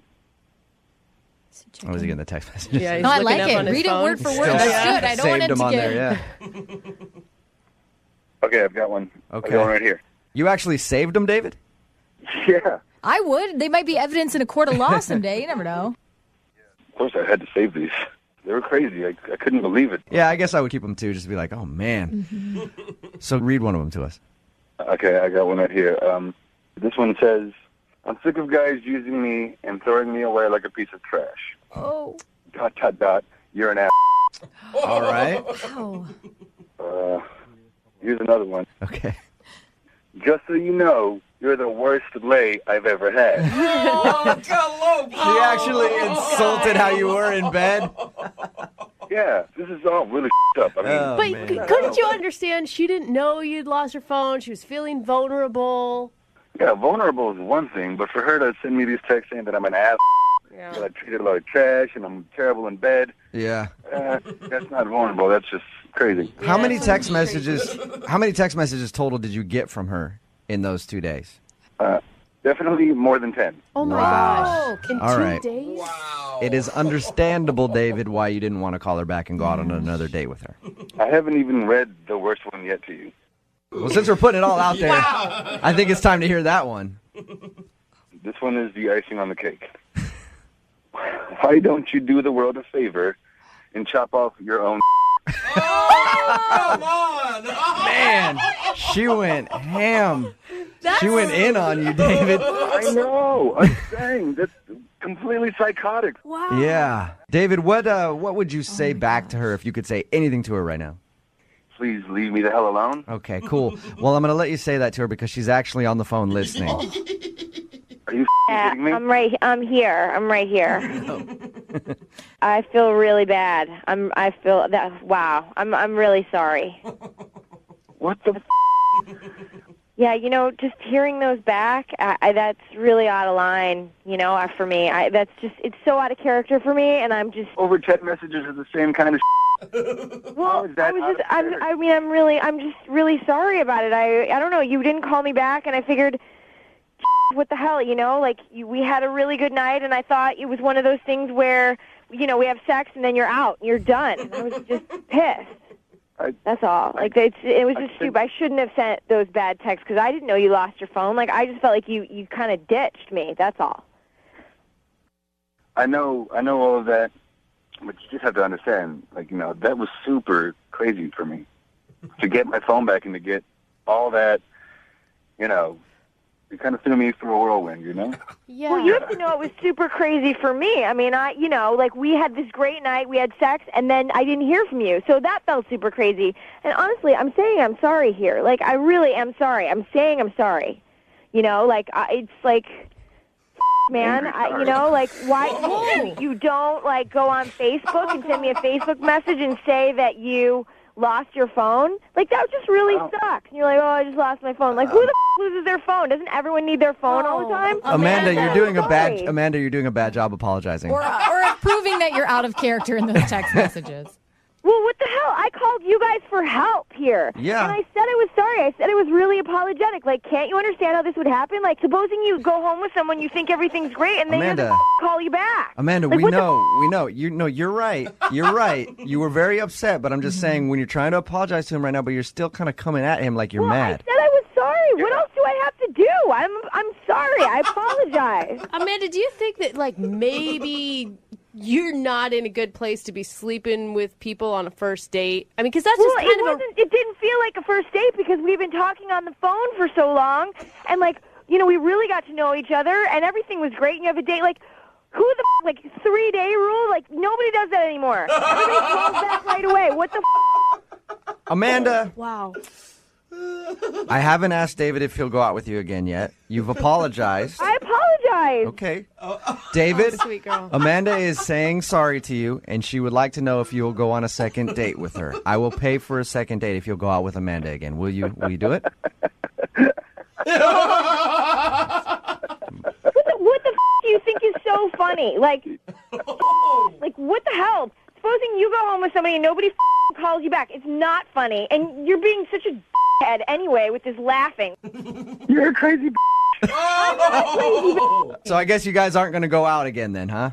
No way am I going out with that ass again. All right. Oh, wow. Amanda, I appreciate your fire, though. I really do. Yeah, spirit. A lot of spirit. I'm just tired of going out with these heads who think, oh, I lost my phone. What the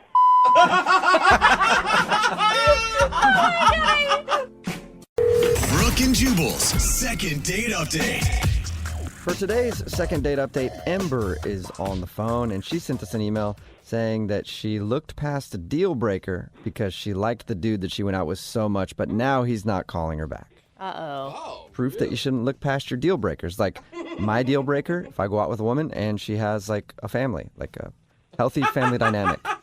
Deal breaker for me. Gosh. Yep. Who wants functional families and no daddy issues? Ick. Huge red flag for me. Listen, Ember said she looked past the deal breaker. We'll find out what that is in a second. But first, Ember, how are you doing?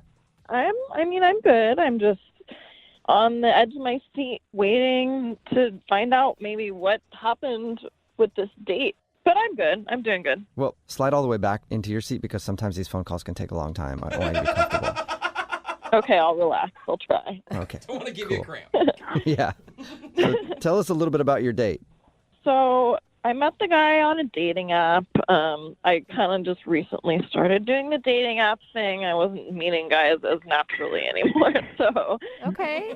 I always think it's funny when people sound like so embarrassed by that. It's so normal now. But the majority of people do it. It's a normal thing. Yeah. And, I have friends who do it, and they've met guys they're really into that way. Right. So I thought I might as well try. Okay. So the guy's name on the app is Sparky. I thought it was kind of cute. Ember and Sparky, like. Oh, wow. I love it. Ember. Man. I mean, Just think of all the flame play on words you could have at your wedding if you guys got married. I like how you're picking guys online, too. Like, his name sounds cute. Well, I'm all about the wordplay, not gonna Yeah. lie. Yeah. All right. So you matched with the guy based on name alone. Well, not completely, but it was kind of what caught my attention initially. All right. And your email said that you looked past the deal breaker. Why was the date so good that you were able to look past whatever your deal breaker is?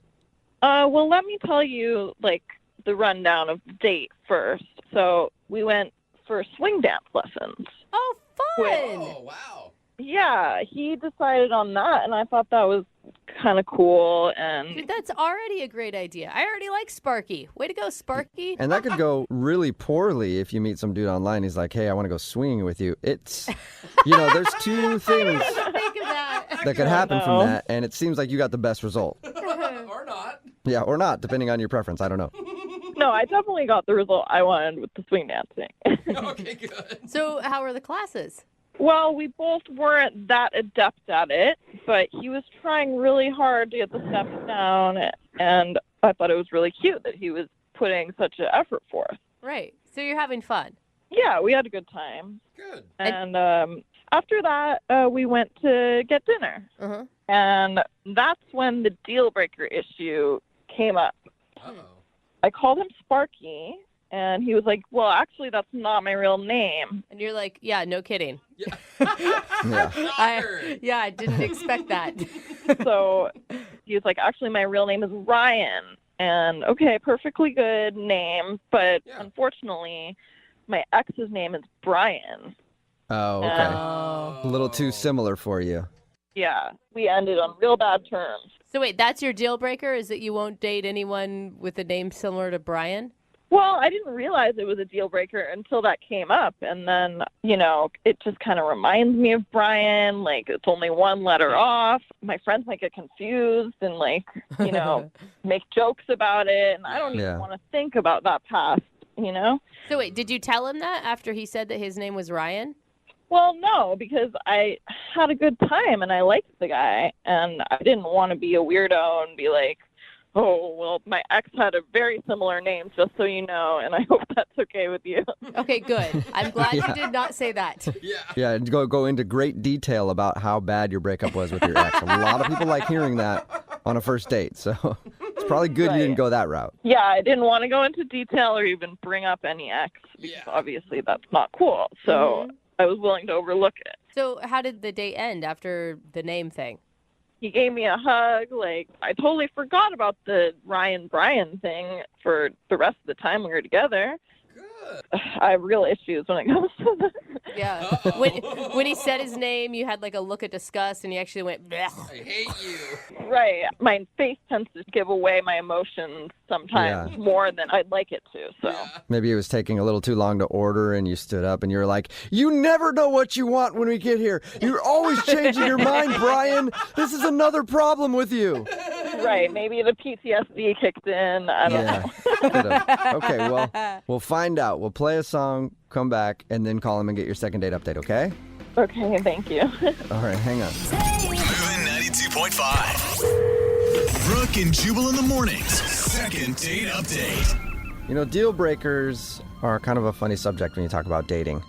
Like, Brooke, do you have any deal breakers? No, I was always pretty open. So basically, if a guy wouldn't sleep with you, the guy wouldn't sleep with you, that's a deal breaker? Yeah, I dated guys with missing front teeth, ones that lived in their car. I mean, hey, I was willing to look past really anything. Literally. Yeah.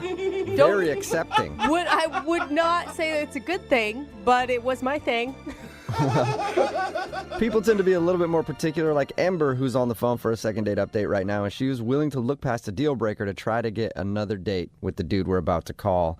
Just to remind everybody, Ember went out with a guy named Sparky. That's his nickname. She didn't know that his real name is actually Ryan, and it's really close to her ex-boyfriend's name, Brian, and that was the deal breaker. She felt really uncomfortable about that, but she was still like, whatever, I'm going to still try to go out with this guy, and now he's not calling her back. Amber, when we were talking earlier, I didn't hear, what do you like so much about Ryan? Like, why were you willing to look past this deal breaker?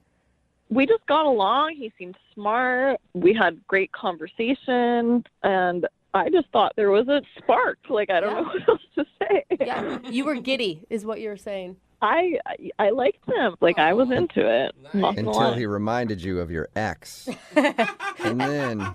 But it was just the name, nothing beyond that. Yeah. So, Well, we'll give him a call right now and see if we can figure out why he's not calling you back. Here we go.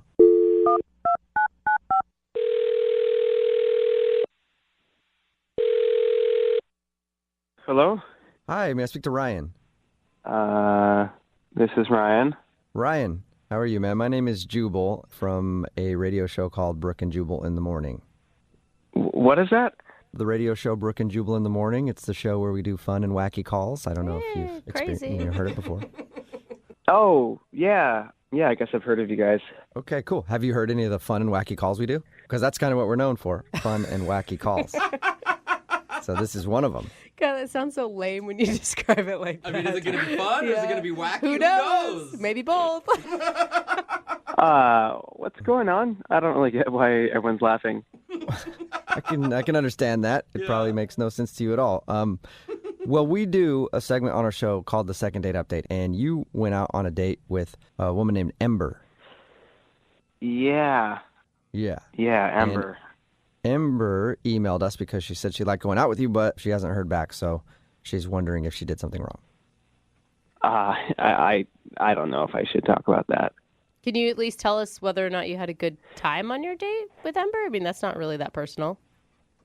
Yeah, I guess we had an okay time. Oh, what a sell. Yeah. Terrible. Yeah, Man. it sounds like you were miserable the entire date, were you? I wasn't miserable. I guess I was just kind of confused. Okay. Well, here's the thing. Ember emailed us because she's willing to hear whatever you have to say. She wants to know. She said that she wants to know the reason. Yeah. She's actually the one that's confused. She thought you guys had a fantastic time. So can you just tell us what you were confused about? Like, if it's not embarrassing about you. Okay. I mean, I show up and she's all orange. Orange? Orange? Like the color? Yeah, like the color. Like a bad spray tan or something? I mean, amongst other things, yeah. Like her skin was orange, her hair was orange, and all her clothes were orange. Her hair was even orange? What? Yeah. So wait, is that different from what her profile pic was on her dating account? Well, I mean, she had like orange hair in her picture, but like I couldn't see her clothes. Like her clothes weren't orange, you know? Okay, but so she has orange hair and then she decided to wear orange on your date. Yeah. She wore a maniac. Ryan, I don't even know how you felt safe. I mean, it's not that bad. It's just strange that like everything's orange, you know? So wait, literally orange, the color orange is the reason that you don't want to go out with her again? Yeah, and it wasn't just that she was wearing all orange. She ordered orange food for dinner. What? What do you mean? What kind of orange food? I mean, like she ordered carrots. Like we went out to dinner, she ordered carrots. Okay, so she likes carrots. What else? Okay, so she ordered carrots, then she ordered butternut squash soup. That's particular. Yeah, that's very particular and Which, very I mean, they're orange. both those are both like apps. That's not a meal. She ordered like 2 apps. That's not even, you know. Which is a crime in and of itself. Like, get an entree for God's sakes. Yeah, I mean, it's clear she's going out of her way to order orange food. Interesting. Yeah. And she never brought up her obsession with orange. No, she just just like went on like she was dressed like a normal person and like didn't have orange hair and orange skin and acted normal. Are you curious at all why the orange? I mean, yeah, like obviously I wanted to know, but like I couldn't ask her. It's like a rude thing to ask on a date. It's like, hey, why are you all orange? You know? Yeah, I guess that is kind of rude. Yeah. But I know how we can figure it out because she is actually on the other line listening and wants to talk to you right now. Wait, what? Yeah, probably on an orange phone. I'm not sure. But Ember, are you still there? Yeah. Hi, Ryan. What's up? Oh my God, I'm sorry. I had no idea you were there. Well, I am. So. Amber, are you obsessed with orange, or did it just happen to be a day where you wore an orange outfit because it matched? I mean, I don't think I'm obsessed with orange. I like orange. I like to match. Sometimes I wear orange, sometimes I don't. I wanted to show my personality, and my favorite color is orange. But like, why did you order orange food then? Like, did you do that on purpose? Were you trying to send a message? No, a message to who? The other orange people? Like, I'm letting everybody in this restaurant know that I'm down for the orange. I mean, you just kind of went on like you're dressed like a normal person, but you're not. You're an orange person. I'm not an orange person. I like the color orange. I thought it looked good on me. And yeah, orange is one of my favorite colors. Why is that a problem? Sorry, it's just like overwhelming. I showed up and like you're all orange and it just took me by surprise. Seriously, your deal breaker is that I wore orange? Because I had a deal breaker too, and I looked past mine. What was your deal breaker? It was your name. I just got out of a bad relationship a little while ago with someone named Brian, so it's a little close to home, the whole Ryan thing. Okay, well, that's like one little thing. Like, your whole life is orange. That's different. My whole life is not orange, but I looked past my deal breaker. That's the point of what I'm trying to say. You need to be able to look past the orange thing. I'm trying. I don't know. I don't know what the extent of your orangeness is. I don't understand this argument. Like, we're arguing about a color, literally. The color of my outfit, the color of the food, like, whatever. I mean, I thought we had a good time. Didn't you have a good time, Ryan? I guess I did, but I don't know if I can, like, look past this. What? Are you being serious, Ryan? Like, what if she was wearing all black? I mean, that's something people do all the time, or all blue, or all red. Yeah, well, you know, like, purple's my favorite color, but you don't see me wearing all purple and, like, ordering eggplant, you know? I guess it's just the fact that, like, she never talked about it, and I felt like I couldn't ask about it, and, like, it was all I could think about is just, like, why she was all orange, you know? So I'm telling you now, it was honestly just a coincidence that it all happened that way.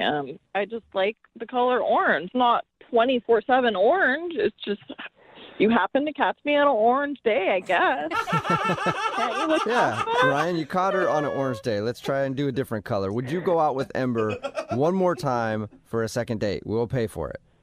I don't know. What if she didn't wear orange? Yeah. I mean, that's a really simple solution. Yeah, I won't wear orange if you go out with me again. Like, wasn't I like a juicy, like, hot orange at least? I mean, if you wear, like, a mix of colors, you know, like a normal, like a diversity of colors. Yeah, I can do that. If you have a diverse outfit. So Ember, weird request. You're willing to go through your closet and see if you have multiple colors to wear that night, so you're not wearing all of one color. You're sure you have that ability? Oh my God, I'm not colorblind, okay? I definitely have that ability, so I'm putting myself out there. Would you please go out with me again? I think we could get past this issue. Oh, see? Okay, yes.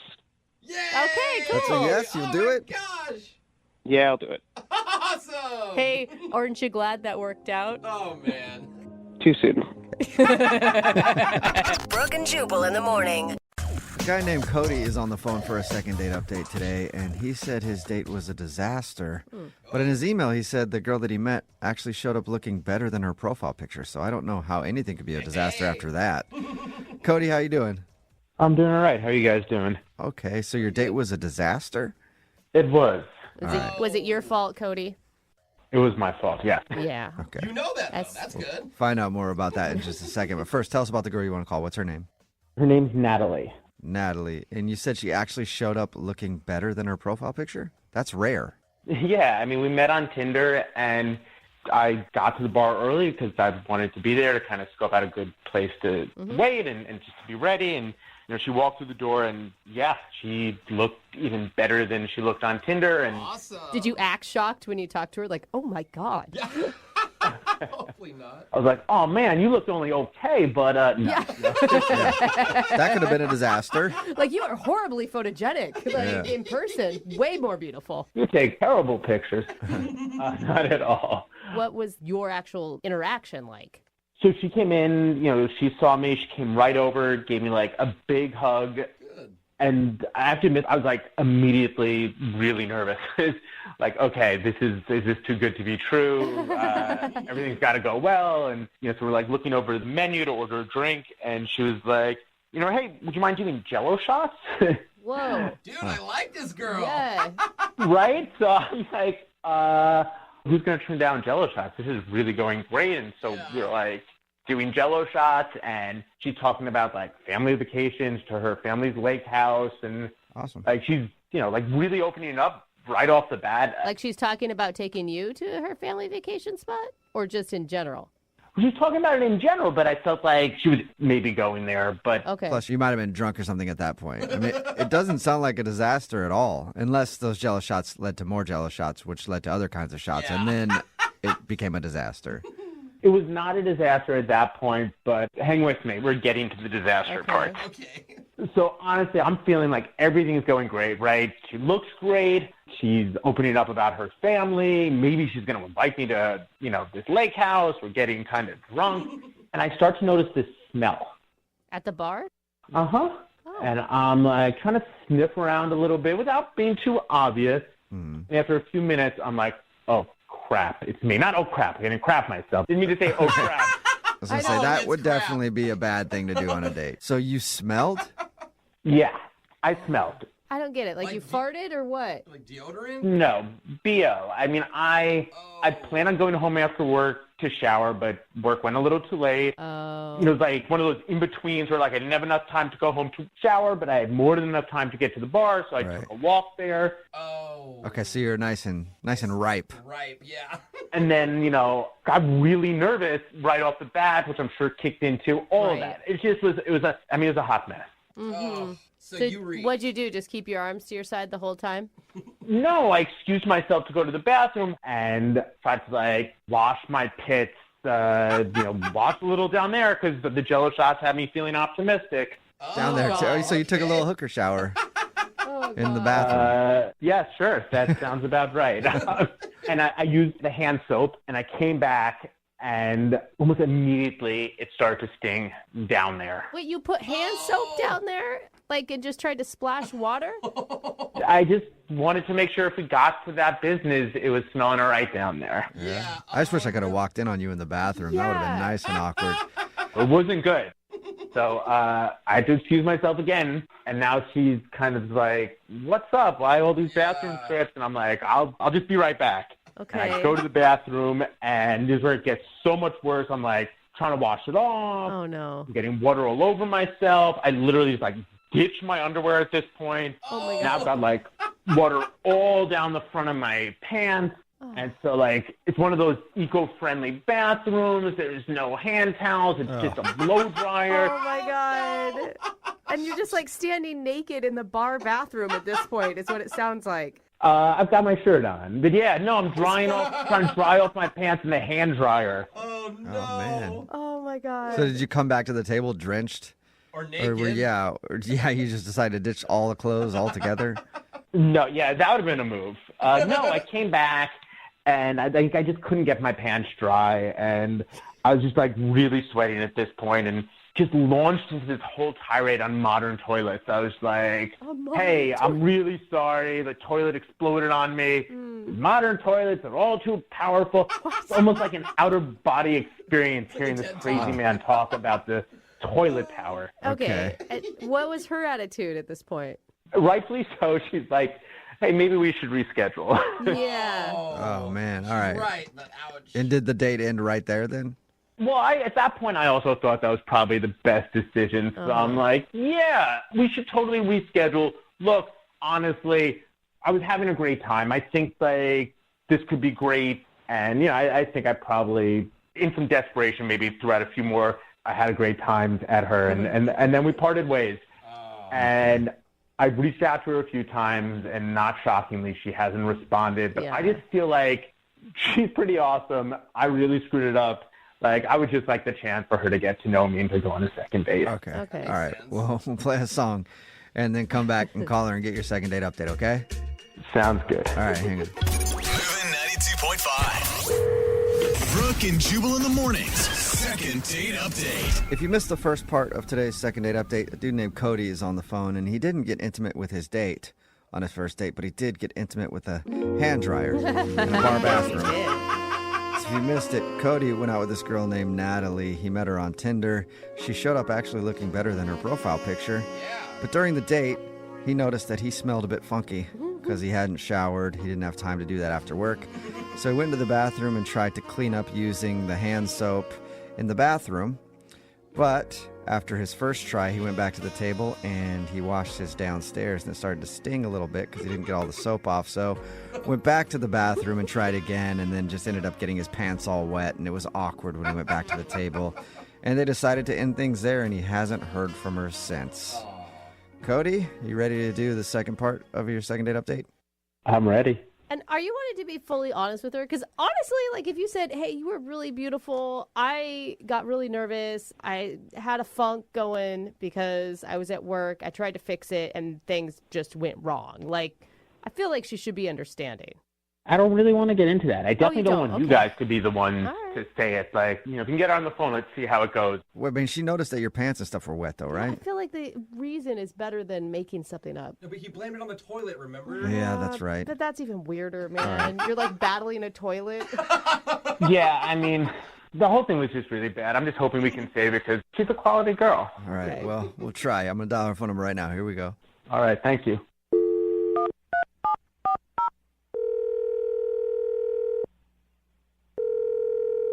Hello, Hi, may I speak to Natalie, please? this is Natalie. Natalie, how are you? This is Jubal from Brooke and Jubal in the morning. I'm good. I'm sorry. Who is this? Jubal from Brooke and Jubal in the morning. It's a radio show. Oh, okay.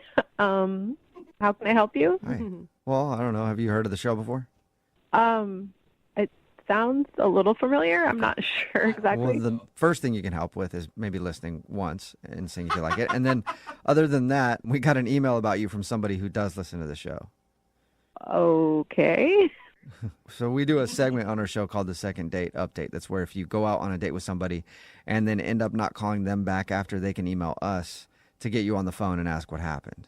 Oh, okay. Yeah, I think I have heard of this before. It's that like roses, something to do with like roses, right? No, very similar though. Similar, but no, it's a little bit different. But you went out with a dude named Cody, right? Yeah, I did. Okay. Well, Cody emailed us, and we talked to him, and he told us about your date. He said that he liked you a lot, but he also said that you're not calling him back. That is true. Okay, and Cody wants to know why. He had really nice things to say about you. He thought you were a quality woman. Oh, well, that's very nice. I don't know exactly what to say. It was definitely one of the most awkward dates I've been on. What was so awkward about it? I don't know exactly what it was. Like, he was just clearly having a hard time that night. Like with everything or just towards the end? It was like sort of started towards like the middle, I guess. And then it just kept getting like stranger. And then we ended up just deciding like, hey, let's just call it a night and maybe like reschedule. How so? What do you mean by stranger? So he was definitely very sweaty, I guess, which was like fine at first, like whatever. But like he kept going to the bathroom. And one of the times, this guy who actually came out of the bathroom and came over to me and was like, hey, are you with that guy? And he's like, I don't know what his deal is, but he just offered me $40 to switch pants with him. What? Weird. And the guy told you that? Yeah. That is so weird. What did you think? I didn't know what to say. I was like, oh, okay. It was so weird. And like at this point, I'm like, all kinds of things are creeping into my mind. I'm like, whatever it is, it must have been like bad or gross to like try to switch pants with a stranger in the bathroom. Yeah, but then don't you feel bad for him? I did feel bad. Like, what do you do? So I'm just sitting there. So what do you think happened while he was in there? I don't know if he had an accident, like pooped himself in the bathroom. That's what you think happened. Yeah, I don't know what else to think. Like, it must have been bad. It must have been gross. He was like all flustered and everything. And it's just like, before I was like, yeah, let's do these Jello shots. Like, I'll probably make out with this guy tonight. And now if I think about that, I'm thinking about gross things. I'm like, I don't even know how that'll work. Yeah. So I do feel bad. I haven't texted him back, but like, I just like, I don't know how to get past that. Well, you don't have to feel too bad because you can talk to him right now. He's actually on the other line listening and wants to talk to you. What? Yeah, I think he's still there. Cody, are you still there? Yeah, I'm still here. Yeah. Oh my God. I would not have said that much about it if I knew. You thought I pooped myself? I mean, what was I supposed to think? Right, she's still thinking you pooped yourself. Like right now, she's thinking you didn't. Like I've never pooped myself. I would never have pooped myself. I don't we've know. all pooped. I mean, I'm sure you have at some some point in your Yeah, life. I mean, I'm not like judging you because it happened. I'm just like, I don't know. It didn't how happen. To, like, it didn't happen. I'm serious. It really didn't happen. I didn't. Okay, then Cody, if you really didn't poop your pants, then like, what the hell was going on? Okay, so I was gonna go home and shower after work to get ready for the date, but I didn't have time, so like I walked to the restaurant and I got a little bit sweaty, and then you walked into that place and I was just stunned by you, and I got really nervous. Like you were more than I expected, and once like the date started happening, you were really cool, and then he pooped himself. No, you're making it No, worse. I didn't. I didn't poop myself. Please stop. Okay. It does sound like you're leading up to nervous diarrhea. I'm gonna agree with it. I've never had nervous diarrhea in my life. I'm sorry, Cody. He didn't poop himself. No, you didn't. I swear. I had BO. Like, you didn't smell that? Like, it smelled like vinegar. Vinegar I mean, I honestly, like, I didn't smell anything at the beginning of the date. I don't know what you were doing in the bathroom if it wasn't that, but I feel like you're just trying to make up an excuse about it, which I understand it's embarrassing, but like, No, it happens. No. I'm not making up an excuse. Not at all. That's the truth. I was at BO. So what'd you do in the bathroom, Cody? You got to finish the story. Yeah, please. So I wasn't carrying deodorant with me. So when I went to the bathroom, the only thing I could do was wash my pits with water and hand soap. But then, I was thinking, like, I don't know, maybe it was the Jello shots. But I was thinking, maybe I'll get lucky. Maybe tonight we'll go pretty far. And so I washed my with hand soap. You should have stuck with poop in your pants. And when I came back, it was stinging really badly, and I started to sweat more. And I went back to the bathroom to try to get the soap off of my junk, and it obviously made a big wet mess. And like I threw out my underwear there. It still sounds like I pooped myself. I didn't poop myself. I got really wet. And I was trying to dry myself off with a hand dryer. I mean, it was like the worst. Cody, I don't know if you're telling the truth, which I'm still not really sure if you are. When you first showed up, I did find you attractive, and I thought you had kind of like a manly smell. If anything, it was kind of a turn on. Like nothing smells gross or weird. Like that's why I said like let's grab some Jello shots. She liked your sweaty armpits. So I don't know. The lengths you went to seem, if that's what happened, seem a little extra. Seem a little extra. That's a very good way to put it. I mean, to hear you say that when you felt that my smell was manly, it's so frustrating to hear. I went through all those steps. I did all that craziness, and you actually liked the smell. It's I feel so stupid. Well, Natalie, would you like to go on a second date with Cody? We'll pay for it. He can get all sweaty before he shows up and knows that he doesn't have to take a shower in the bathroom. It's actually a really good sign, Natalie, that you have that type of chemistry with this dude. Yeah, it's true. I'm serious. I mean, we did. That was before. Like, now I still don't know. I don't know. Come on, who doesn't want to start their love story with a good poop story? I mean, I don't. That's the problem. I don't, but I don't know. Well, knowing now that he didn't go to the bathroom on himself, he was just feeling sweaty and gross. Would you like to go out with him again? Give him another chance. Come on, we'll pay. I mean, like, if it's not true, all that stuff makes him seem a little crazy. But, like, I don't know. I promise I'm normal. I promise to just. It's always, yeah. That's what normal people always say, Cody. I know. I was like, that's what you want to hear. I do feel bad about not texting him back because I did say we'd reschedule. So, I mean, I'm not promising anything. I just want to, like maybe we can meet up, a little friendly-ish and just see how it goes. Guy, is that good? I'll take it. All right. Well, there you go. Right now. Good. Well, congratulations, Cody. You got a second date. Kind of. I'm going for a run right now. Yeah, get nice and sweaty. Brooke and Jubal in the morning.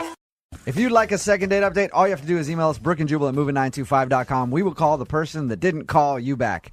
Today's second date updater actually knows that something went kind of wrong on their date. Oh, really? Possibly. Yeah, normally people are clueless and they're like, I don't know what could have happened. Everything was going swell. Then they call up and find out it was something very obvious that they did. John is on the phone right now, and he says in his email, there was one moment that may have ruined his date. What does that mean exactly? Well, it wasn't one of my proudest moments, but I think I may have reacted poorly. Huh. Before we get to that moment, what girl are we talking about? Her name's Colleen. Colleen. John, your email said that you were the most comfortable you've ever been around another human being with Colleen. Oh, God. Wow. Oh, God. What does that mean exactly? We connected, and it was fun, and we walked around, people watching and just talking, and it was awesome. So you went for a drinks, you went on a walk. When was the moment that you think ruined the date? So we were just sitting on a bench, just, kind of watching people go by and just chatting, and, the moment felt right for me to kind of lean in and make the move on the first kiss. And as I was leaning in and kind of assessing the situation, I looked down at my leg, and there was a huge spider on my leg. Oh. All right. So did you freak out? I may have screamed a little bit, kind of like a high-pitched Homer Simpson type scream. Or Can you give us a scream right now, John? Reenact it. We just need to really understand what happened here. I don't want to do it worse than it was. I hope it wasn't as bad as something like that. So you jumped when you were about to go in for the kiss. Did you call yourself out for it or anything? Because that's what I would have done. Yeah, I mean, I was kind of sorry about that. That was a gigantic spider, and I just, blew our first kiss, and I feel like a dork. And, That's kind of cute, though. And she was kind of like, okay, that's fine. But then it seemed like her mood kind of changed, and maybe I shouldn't have said that I was going to kiss her. Maybe it just could have played it off better. I don't know. Before the spider incident happened, did you feel like she was into the kiss, she was going to kiss you back? I mean, I felt like I was like, this is going to be, I was having thoughts and emotions I never had before. I could picture myself, 20 years from now with this woman. Whoa. Wow. All right. Whoa. Strong. That's intense. John, did you reveal any of that to her? No. That's, Okay. I think that would probably be bizarre and that would be scary. Yeah, I'm glad you didn't do that. That'd be worse than a spider for sure. But you didn't ask her permission to kiss her or let her know that you were going to do that? No. I wasn't like, hey, get ready. Here comes a big kiss. No, I think How did I like when guys ask permission to kiss. I You think do? that's Like when a guy chivalrous. says, "Can I kiss you?" I love it. That even just the thought of it makes my heart flutter. I like it when we're drunk in a bar and then we do it and forget about it the next day. So what happened at the end of the date? I mean, it just didn't have the intensity that it had prior to, my incident with the spider. And I couldn't tell if it was me feeling awkward or if she had changed or whatever, but we just kind of hugged and, gave like a not very passionate kind of peck on the lips goodbye kiss. And then it was just like, okay, I'll see you later. How many times did you say you've texted her since you've seen her? Maybe 3 times, 4 times. That's not bad. And what did the text say? Did they just say, hey? Well, the first time I was just like the following day, like, hey, I had a great time last night. Okay. Great to meet you. Let's do it again. Okay. Soon. I just wanted to make sure, like no love of my life slipped out anywhere. No, I didn't write anything. Yeah. Okay, John. Like, will you marry me? Or Yeah, don't do that. Don't do that. All right, John, hang out for about 3.5 minutes. We're going to play a song, come back, call her, and get your second date update, okay? Okay, cool. All right, just hang on. Moving 92.5. Brooke and Jubal in the mornings. Second date update. In case you're just joining us, we're in the middle of a second date update with John, who took a girl out named Colleen. They just kind of walked around the city and had fun. People watching, talked for hours. Really, the only thing bad that John could think happened on their date was he went to go kiss her, but looked down and saw a spider on his leg and jumped and kind of ruined the moment. And then from after that, it got kind of awkward. Right, John? As far as I can tell, that's the only thing that I can think of that went kind of like off the plan, I guess. And you said, as you were leaning in to kiss this girl, you could see her in the next 20 years of your life. Well, all right, I kind of realized saying that on the radio and that if she hears that, that might sound a little bit too intense. But, I mean, it was just that I had those feelings for her. You know what I mean? I felt like I could see something is there. John, are you one of those guys that falls in love easy? I wouldn't say that. Say that. So she's special then? Of course, yeah. I mean, I'm always optimistic, I guess. Maybe that's what I was thinking is like, each person I meet, I would try to approach with like a clean slate, I guess. All right, I'm going to get her on the phone now, see if we can get the answer out of her, and you can jump in whenever you want, okay? Okay, cool. All right, hold on. Maybe he's underplaying his reaction. Peed his pants.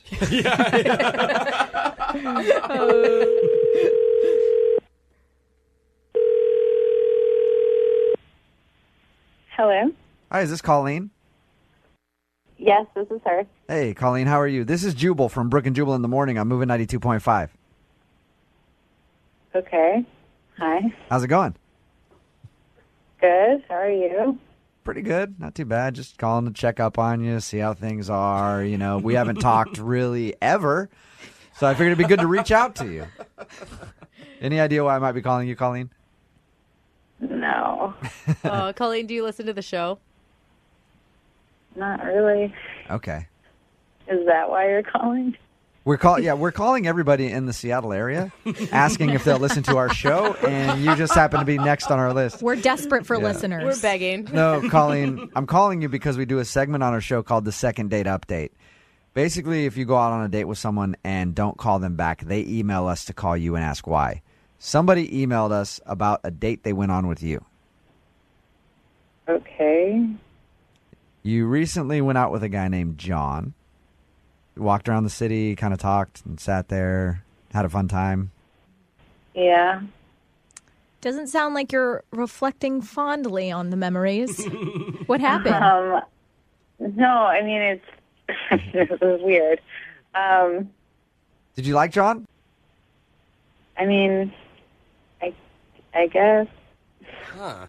He said there was a moment that he went to go kiss you, and then there was a spider on his leg, and he kind of jumped and made a weird squealing noise. Did that ruin it for you? No, it has nothing to do with that. Okay. I knew it wasn't going to be the spider. What is it, Colleen? Tell us. There's just like this thing about him that puts me off, and I mean, it's embarrassing. I don't know if I should really talk about it. Is it embarrassing for him or is it embarrassing for you? For him. Okay. With that being said, he's the one that emailed us. He wants the answer. So if it's embarrassing for him, he's willing to hear whatever it is. And maybe he needs to know. He needs to be aware of it so maybe he can fix it somehow. Okay. Well, my girlfriends and I would call him a tater tosser. Tater tosser? What does that mean? There are all kinds of weird things going on in my head right now. What the heck? What's a tater tosser? He, like, was always adjusting himself. That is the best nickname I ever. like that. I'm totally stealing it. A tater tosser. Was he really Yeah. constantly adjusting himself in the middle of your day? Constantly, like every time we got up or sat down, like it was just to the right, to the left, to the right again. To the left. Like, Oh, you got it. Come on. That is ridiculous. Colleen, I should probably tell you that John is on the phone with us right now. John. oh my God. I mean, that's something that actually is discussed amongst your girlfriends, and that Oh, yeah. I don't even know where that would come from. Are you serious that you're not aware of it? I have no idea what you're talking about. That doesn't even make any sense. If I go to sit down, I'm going to sit down. If I'm going to stand up, I'm going to stand up. It's I'm just concerned with my own personal comfort whenever if I have to adjust. I mean, it's 5 I know minutes. tons of men that don't have to touch themselves every 3 seconds. I saw you adjust yourself dozens upon dozens of times in one evening. Maybe the reason why I have to adjust myself is I have something that men that you've been with don't have. The tater tosser is bringing it. That could be taken either way. It could be that you got crabs too. You know what I mean? Like you have to touch that. Right, So I was going to say, is it a rash? Is that what you have? A compulsion? John, do you adjust yourself a lot? Do you know that you do? You know what? I mean, I'm half Italian, and it's just something that I think might be part of my culture. I don't know. But Colleen, could you see a bulge when he stood up? His hand was in the way. What could I see? He might have had a separate there. Wow. Fine. See, this is what I'm talking about. This is why I said I have chemistry with this girl, and and she's missing out on a good thing. Okay. I'm really disappointed. Colleen, other than that, did you enjoy going out with the tater tosser? I mean, he was nice and he was funny, but after a certain point, I mean, it was literally so distracting that I was just like embarrassed, and I also didn't know, like, is this like an invitation? Is this like the subconscious, like, get in here? That's what it was. Absolutely it was. Are you kidding me? He's a man, so there's no subtle invitation needed. Colleen, have you looked in a mirror recently? I mean, come on. I mean, I felt like I was the luckiest guy on the face of the earth. That Yeah, see? You guys are really awing to that? He's said that she's hot, so he's fondling himself on the date, and both of you girls go, oh, that is the sweetest thing ever. Give me a break. The line between creepy and romantic is very thin. We will send you guys out on a second date if you'd like to go out again. Colleen, would you like to go out with John again if we tell him to cool it on the tater tossing? God, I don't know. We'll pay for it. Come on, Italian stallion, come on. Hey, John, I'm going to give you like 20 seconds to state your case here. Go for it. I don't need 20. All I need is this, and that is if you want to see what the adjusting is all about, then we got to go out for a second date. There you go. I like that. Colleen, do you want to go out with John again? No, I don't want to see what the adjusting is all about. Oh, come on. I feel like Colleen needs to know, girl to girl, before you were on the phone, he was like totally smitten and sweet about you. See? He really was. He said some really nice things about Colleen before With he his started. hand down his pants. Yeah, he's like, why is he sweet talking to you? But I get on the phone, I'm over here, and he's just like Dr. Macho Man. Like, what is that? It's a good question. So, Colleen, that's a no then. You're not going to go out on a second date with John. No. Come on. Maybe when I listen to the show and hear the sweet things you said to me, that's maybe, but based on what you've just said on the phone to me right now, no.